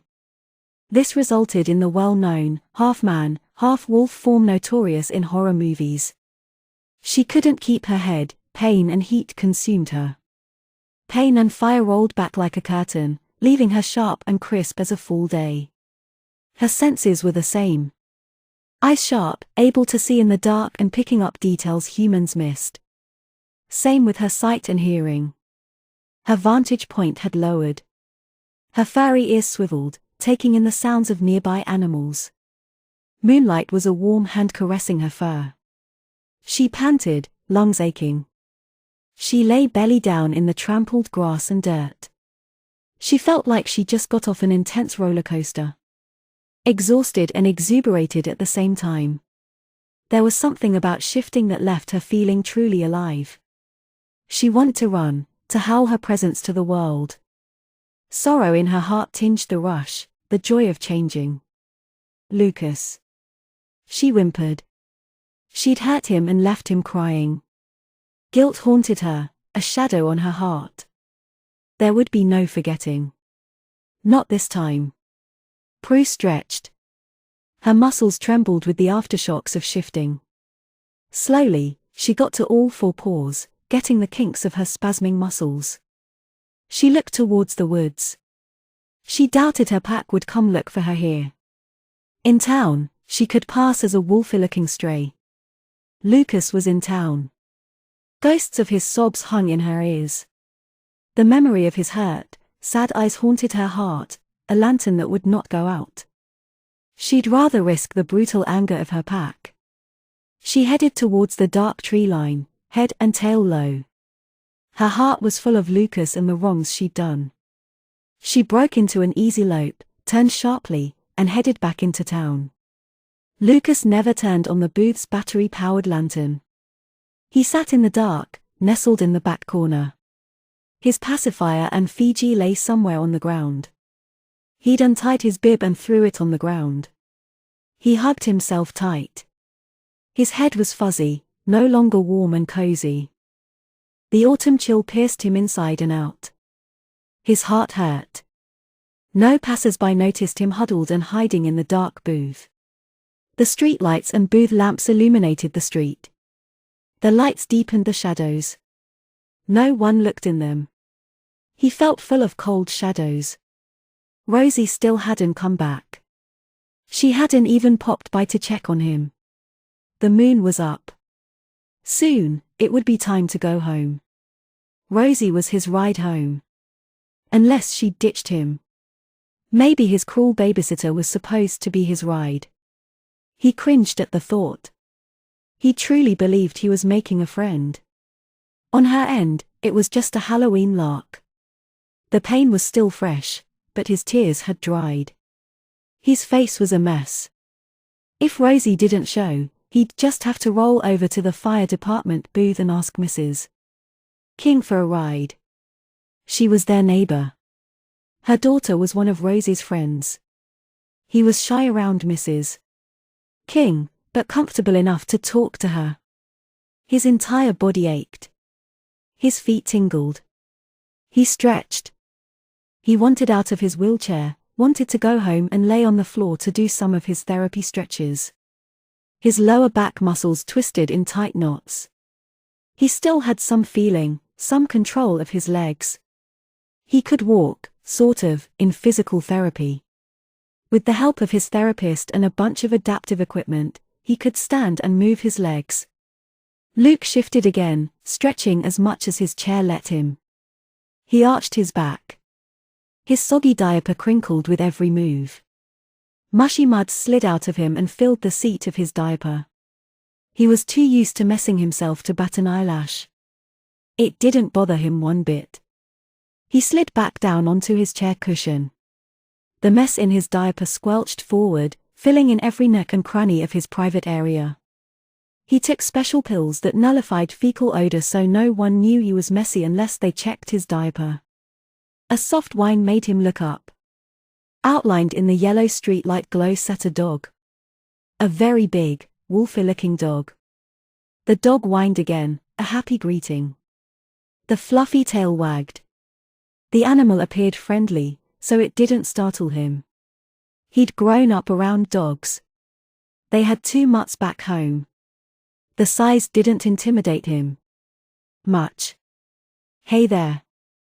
You're a big one. Where did you come from?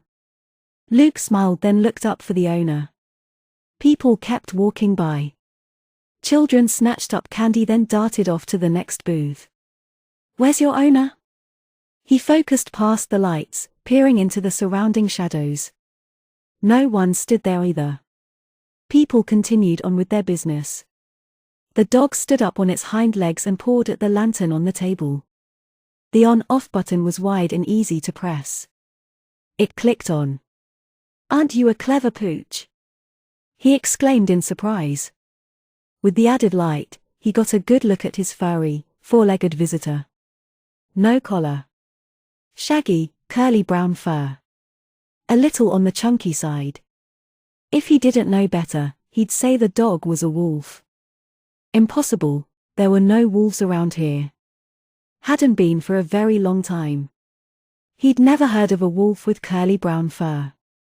The animal's long legs, tail, large paws, the shape of its head and muzzle all screamed wolf. Mr. Walton, who lived way out, kept a low-content wolf dog. His animal had a bloodline that was more dog than wolf. This one looked more wolf than dog. The dog clearly was a mixed mutt. Maybe some Siberian Husky or Alaskan Malamute for the wolfy look. The curls made him think of spaniels, and the size of a Great Dane. The dog sat on its haunches and scratched at an ear with a back leg. Lucas glanced down. "Oh, you're a girl." At his voice, the dog whined again and lay down on her belly. Her curly, fluffy tail wagged. Grey-blue eyes looked up at him expectantly. He looked around again. No one stood around. "You're too well-groomed to be a stray, and too well-trained. You must be somebody's pet. Did they dump you?"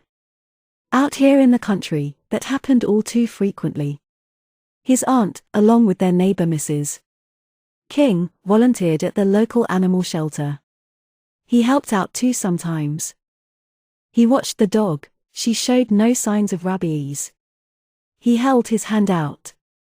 She approached on her belly, tail thumping on the concrete. She sniffed his hand. Her nose was cold and wet. Her rough tongue licked his palm. He giggled. His messy diaper grew wet as he peed.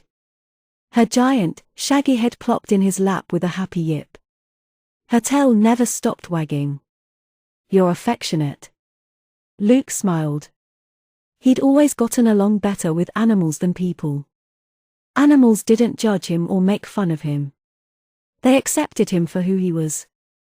They didn't care about his diapers. He tentatively stroked the top of her head with his fingertips to see how she'd react. She shoved her head into his palm. His smile widened and he fully relaxed, giving her a good scratch. Her curly outer coat was long, bristly, and rough while her undercoat was thick, short, downy soft curls. Her pelt felt very similar to Mr. Walton's wolf dog. Her shaggy head moved after a few more scratches. For the first time all night, he realized the poppers on his sleeper were wide open. His saggy, soggy, messy diaper was on display for the world to see. A cold sweat broke out on his skin. Immediately, his heart sped up. His still fuzzy, hazy mind shut down in blind terror. His chest constricted. His fingers shook as he struggled to snap the poppers closed. He fumbled, terror-numb fingers clumsy. Finally, he managed to close them all. His diaper was safely hidden once more. His pulse wouldn't stop racing and he couldn't stop shaking. A warm, rough tongue licked his cheek. A warm, heavy head pressed into his chest, radiating calm reassurance. Just like Cookie used to do. The sensations brought him out of himself and distracted him. Warmth and love enveloped him, making him feel safe. He hugged the dog. She pressed her head tighter to him with a reassuring small whine. Once his heart slowed back to normal and he could breathe, could think, he let go. The dog pulled away. He glanced up. No one was looking at him. If anyone had noticed his exposed diaper tonight, surely they'd have laughed. Prudence must have noticed his diaper. Her warm smiles were smothered laughter. Tears pricked his eyes. He didn't want to think about her. A huge paw pressed on top of his leg, a wet nose nudged his cheek. Huh? What is it, gal? The dog held his pacifier in her teeth. Just like Cookie. He held out his hand, palm up. She dropped the parkie in it. This is crazy. Good girl. He laughed in amazement and scratched an ear in reward. Her tail wagged. She went and retrieved his bear, holding it gingerly with her teeth so she didn't damage the toy. He stared at her, eyes wide in disbelief. Fiji. The dog sat right in front of his wheelchair, not moving until he took his bear. Good girl. Is this for real? He felt dazed, punch drunk. He petted her, distracted. Maybe that weird hot chocolate was still affecting him more than he thought. A pet dog getting dumped happened often enough he could believe it. But a service dog? Those were expensive and precious. He looked at the dog. Was she a service dog? She had to be. She retrieved his items, she smelled his scent all over them, and she knew how to use pressure therapy and tactile stimulation to calm and redirect him. Her behavior mirrored Cookie's. He couldn't say for certain, but he was very sure she was somebody's service dog. Who do you belong to? Surely, if someone lost their service dog, they'd be looking for her. The dog laid her head in his lap, he stroked her soft ears. He looked around again. People passed right on by. A homeless service dog, trained in just the right capacities he needed, waltzed into his life out of the blue. He had better odds of winning the lottery, or walking again. He tried not to get attached, but she was very sweet. He stared down at her, stroking the coarse fur between her grey-blue eyes. You remind me of someone. Probably Mr. Walton's wolf dog. He brushed the sensation aside. The dog was one hell of a coincidence. He hoped her owner showed up soon. He was already getting attached. The dog raised her head and trotted to the front of the booth. Along the way, she picked up his discarded bib in her mouth and deposited it on a folding chair. What are you doing? You're a loon. Cookie had never done anything like that.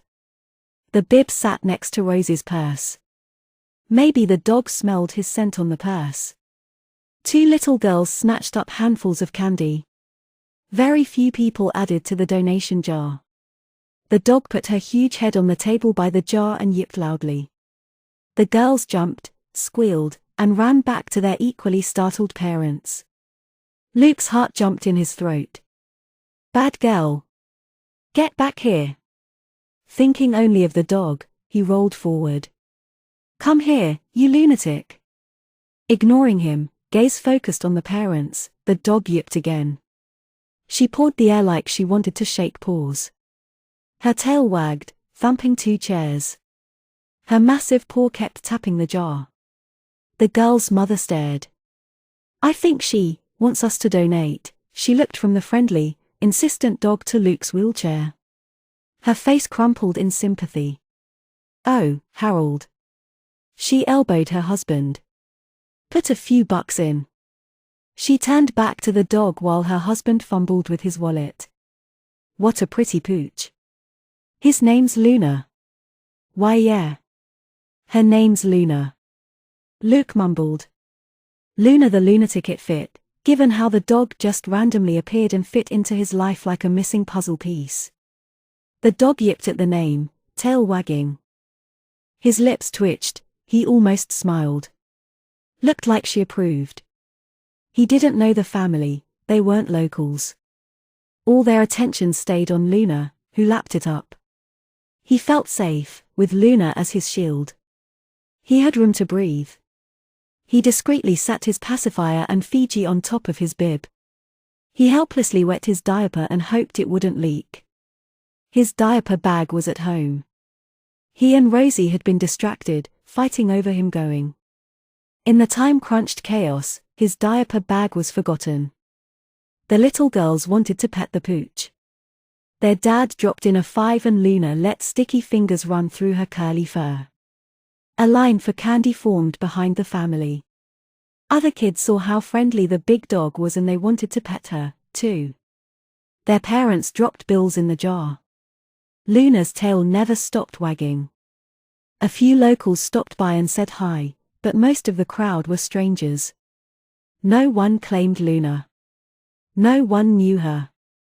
People talked to Luke, which made him nervous. Their attention stayed focused on Luna, so he didn't panic. Just like with Cookie. He could think, could talk, when the spotlight wasn't on him. Quite a few police strolled by, looking serious and focused. He wondered if they were searching for somebody. The candy basket emptied as the night wore on and the donation jar filled. The moon climbed higher. A few times, Luke got overwhelmed. Luna grounded him, licking his hand, his cheek. She'd lay her shaggy head in his lap and demand scratches. She was the star of the night, so big and full of life. Luke was happy in her shadow. She read him as if they'd been bosom buddies all their lives. The flow of people trickled to a stragglers. Lanterns went out as booths closed down. Trick-or-treating was over. The crowds thinned out as people left for home.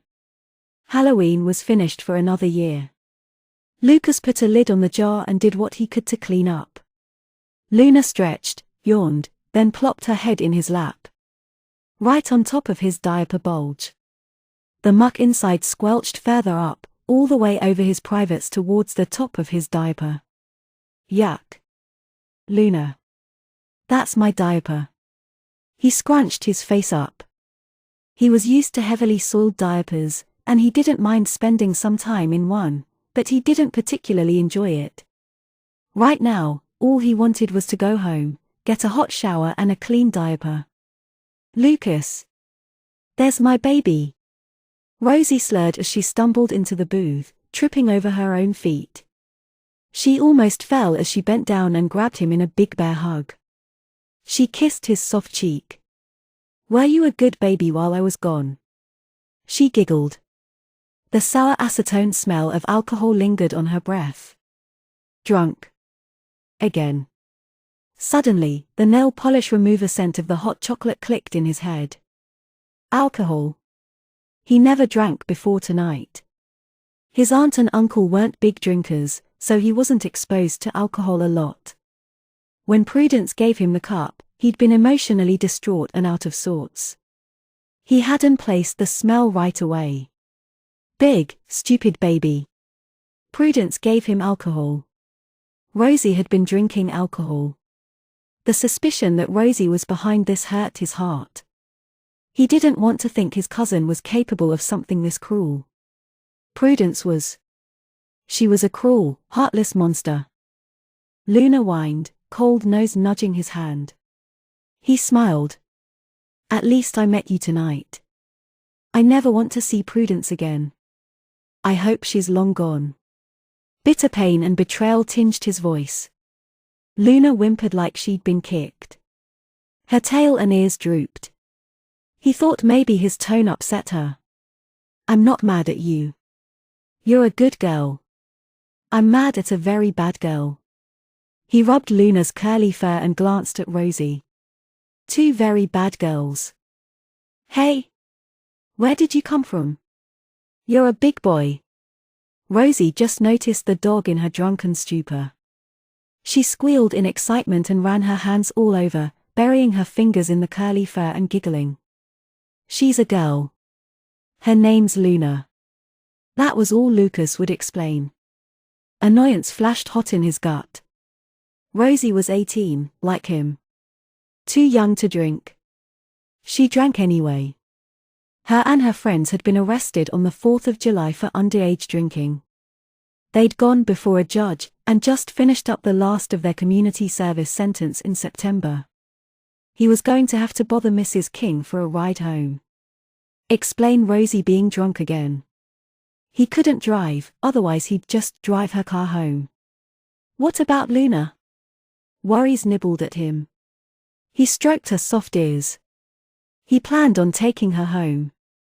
If no one claimed her, he would adopt her. His aunt and uncle loved animals. He knew as soon as they met Luna and saw how sweet she was, they'd say yes.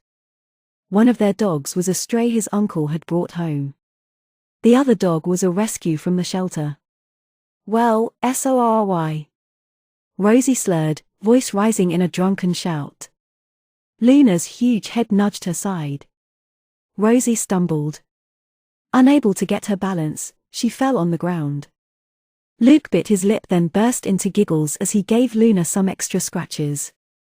Rosie looked angry for a split second before she joined in the giggling. Lucas. Rosie. How did it go tonight? Luke, your dolls were a big hit.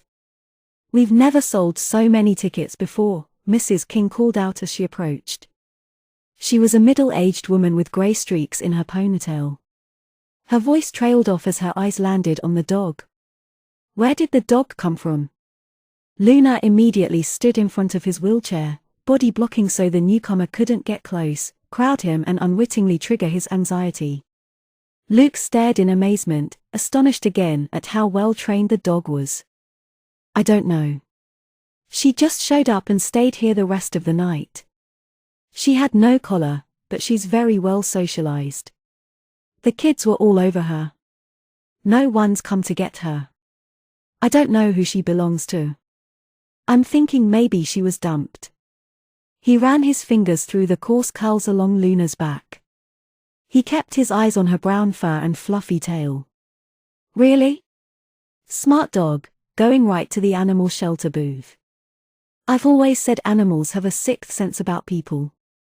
They know who they can trust. Mrs. King held her hand out. Luna stepped forward readily and sniffed her fingers. Her tail wagged. She licked the woman's hand. Mrs. King smiled and rubbed her head. I've been calling her Luna. She responds to it, too. Mrs. King looked up at the moon, a bright orange ball in the autumn night. Fitting. There's definitely wolf in her. Her behavior's all dog, but that build is all wolf. Pure wolf, I'd say. That coat and those eyes, you won't find a wolf like that. Her body looks like a high-content wolf dog. High content meant mostly wolf with just a dash of dog in the bloodline. High contents were nearly impossible to tell from pure wolves both in looks and behavior. Mrs. King continued studying Luna. Her coat and eyes scream low content. She acts just like a domestic dog. Interesting. Maybe I should give Mr. Walton a call. Have him come take a look and see what he thinks. Low-content wolf dogs were mostly dog with a bit of wolf. If no one claims her, I'm gonna adopt her. You know Auntie will say yes. Lucas kept his gaze on Luna's huge paws, his voice soft and hesitant. Mrs. King laughed, a deep belly sound. No surprise there. Your aunt's been crazy about animals, ever since we were kids. Rosie stayed suspiciously quiet, like she was trying to lay low. She tried to avoid drawing attention to herself. She lay spread eagle on the cold cement, on the opposite side of Luke's wheelchair from Mrs. King. Luke shifted in his chair. He really needed to stretch soon. His muscles cramped up. The mess in his diaper mushed around. He made a face. Mrs. King caught his expression. She'd babysat Lucas and Rosie often when they were children, so she easily read his face. She peered closer at him. What's wrong, sweetie? You look flushed. Your eyes are glassy. She laid a warm hand on his forehead. He stiffened, fighting the urge to cringe away. His diaper was such a swampy mess, he never felt himself peeing. You don't have a fever, but you don't look good at all. Luke forced a nervous smile. I'm fine. Just tired. It's been a long night, he trailed off, wondering how to broach the subjects of Rosie and a ride home. Luna shoved her head into his lap. He rubbed her ears. Rosie's foot twitched, drawing Mrs. King's attention. Rosie, what the hell are you doing? Rosie giggled. SHHHH. Nothing. I'm hot. It feels good. The moon's pretty. She kicked at the air, feet dancing. Mrs. King peered closer at her. She studied the girl's glassy, unfocused eyes, constricted pupils, and disheveled clothes. The older woman sniffed, smelling the alcohol on the teenager's breath. Her lips pressed together in a thin line. Her face tightened in anger. Feeling a storm come on, Luke shrank in his seat. His diaper crinkled. Luna nudged his hand, so he pet her. Mrs. King took several deep breaths, calming her rage. When she spoke, her voice was taut as a bowstring with suppressed tension. Young lady, have you been drinking? Nope. Rose's answering smile was lopsided. Did my Beth and the other girls drink with you? Nope. Nope. Nope. Nope. Rosie broke into slurred, hysterical laughter, amused at the sound of the word. She repeated it over and over as she laughed. She rolled onto her side, sweater coming up to reveal the scrunched top of a generic white pull-up. Mrs. King's eyebrows rose. Rosie, are you wearing a diaper? Nope. It's a pull-up. Her slurred voice rose to a random, drunken shout. 'Cause last time we drank, we peed ourselves. Remember?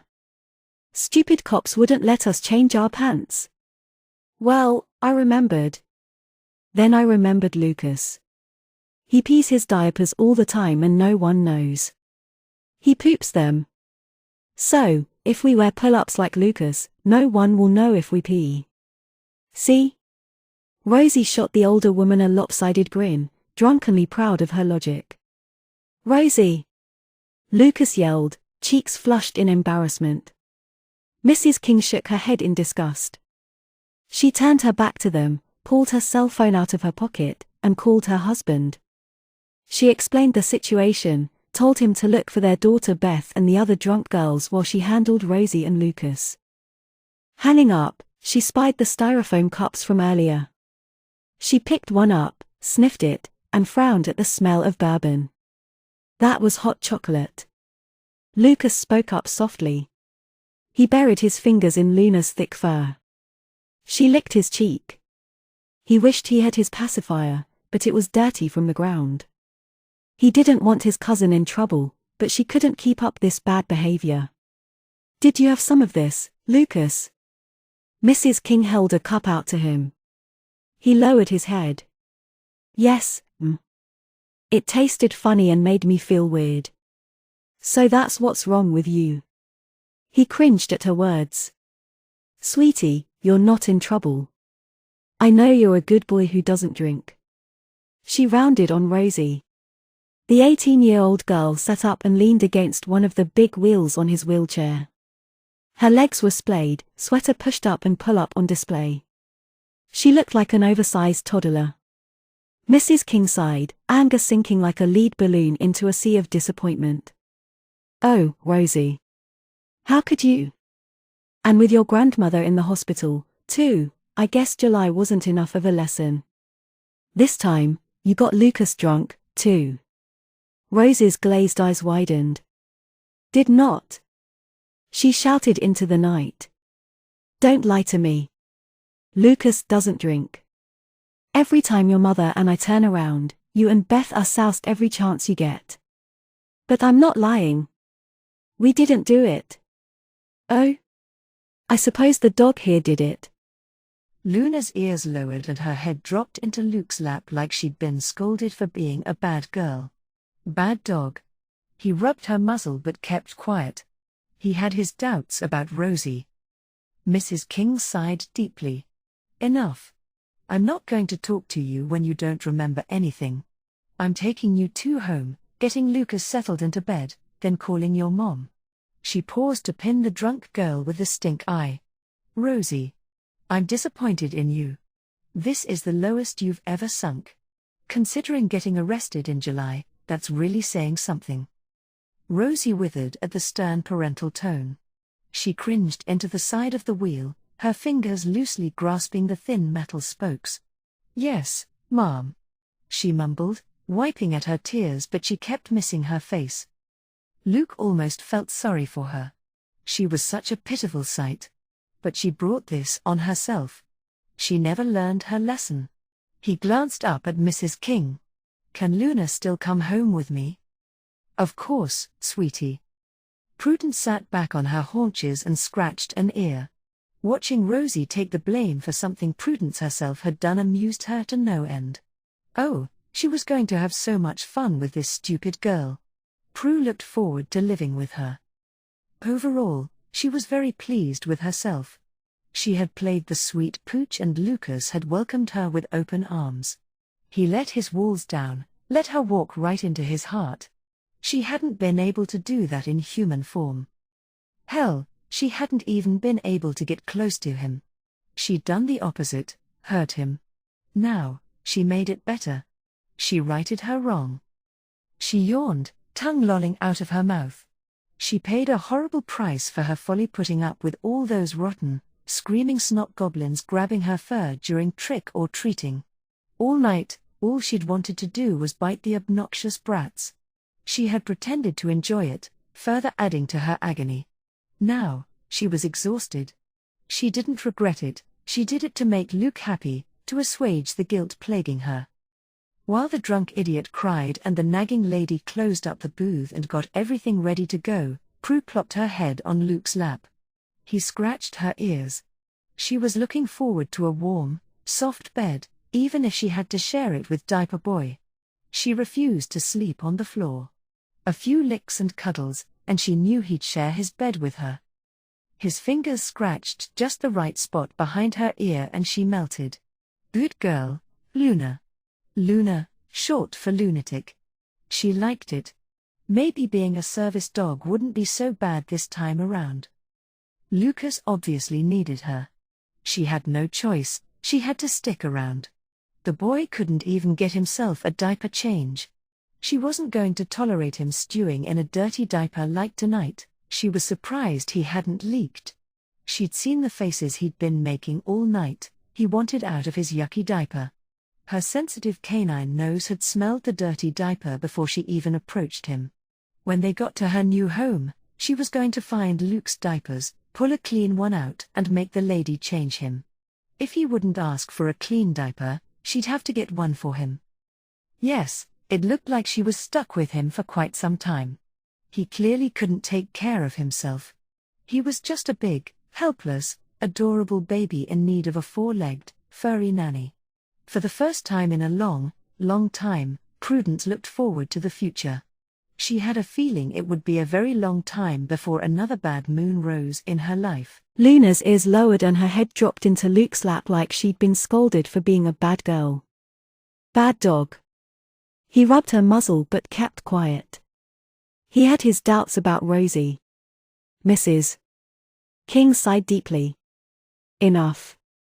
I'm not going to talk to you when you don't remember anything. I'm taking you two home, getting Lucas settled into bed, then calling your mom. She paused to pin the drunk girl with the stink eye. Rosie. I'm disappointed in you. This is the lowest you've ever sunk. Considering getting arrested in July, that's really saying something. Rosie withered at the stern parental tone. She cringed into the side of the wheel, her fingers loosely grasping the thin metal spokes. Yes, she mumbled, wiping at her tears, but she kept missing her face. Luke almost felt sorry for her. She was such a pitiful sight. But she brought this on herself. She never learned her lesson. He glanced up at Mrs. King. Can Luna still come home with me? Of course, sweetie. Prudence sat back on her haunches and scratched an ear. Watching Rosie take the blame for something Prudence herself had done amused her to no end. Oh, she was going to have so much fun with this stupid girl. Prue looked forward to living with her. Overall, she was very pleased with herself. She had played the sweet pooch and Lucas had welcomed her with open arms. He let his walls down, let her walk right into his heart. She hadn't been able to do that in human form. Hell, she hadn't even been able to get close to him. She'd done the opposite, hurt him. Now, she made it better. She righted her wrong. She yawned, tongue lolling out of her mouth. She paid a horrible price for her folly, putting up with all those rotten, screaming snot goblins grabbing her fur during trick-or-treating. All night, all she'd wanted to do was bite the obnoxious brats. She had pretended to enjoy it, further adding to her agony. Now, she was exhausted.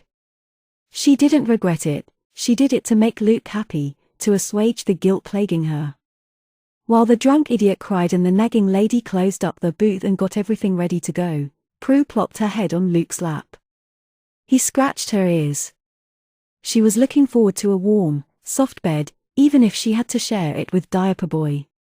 She refused to sleep on the floor. A few licks and cuddles, and she knew he'd share his bed with her. His fingers scratched just the right spot behind her ear and she melted. Good girl, Luna. Luna, short for lunatic. She liked it. Maybe being a service dog wouldn't be so bad this time around. Lucas obviously needed her. She had no choice, she had to stick around. The boy couldn't even get himself a diaper change. She wasn't going to tolerate him stewing in a dirty diaper like tonight. She was surprised he hadn't leaked. She'd seen the faces he'd been making all night. He wanted out of his yucky diaper. Her sensitive canine nose had smelled the dirty diaper before she even approached him. When they got to her new home, she was going to find Luke's diapers, pull a clean one out and make the lady change him. If he wouldn't ask for a clean diaper, she'd have to get one for him. Yes, it looked like she was stuck with him for quite some time. He clearly couldn't take care of himself. He was just a big, helpless, adorable baby in need of a four-legged, furry nanny. For the first time in a long, long time, Prudence looked forward to the future. She had a feeling it would be a very long time before another bad moon rose in her life.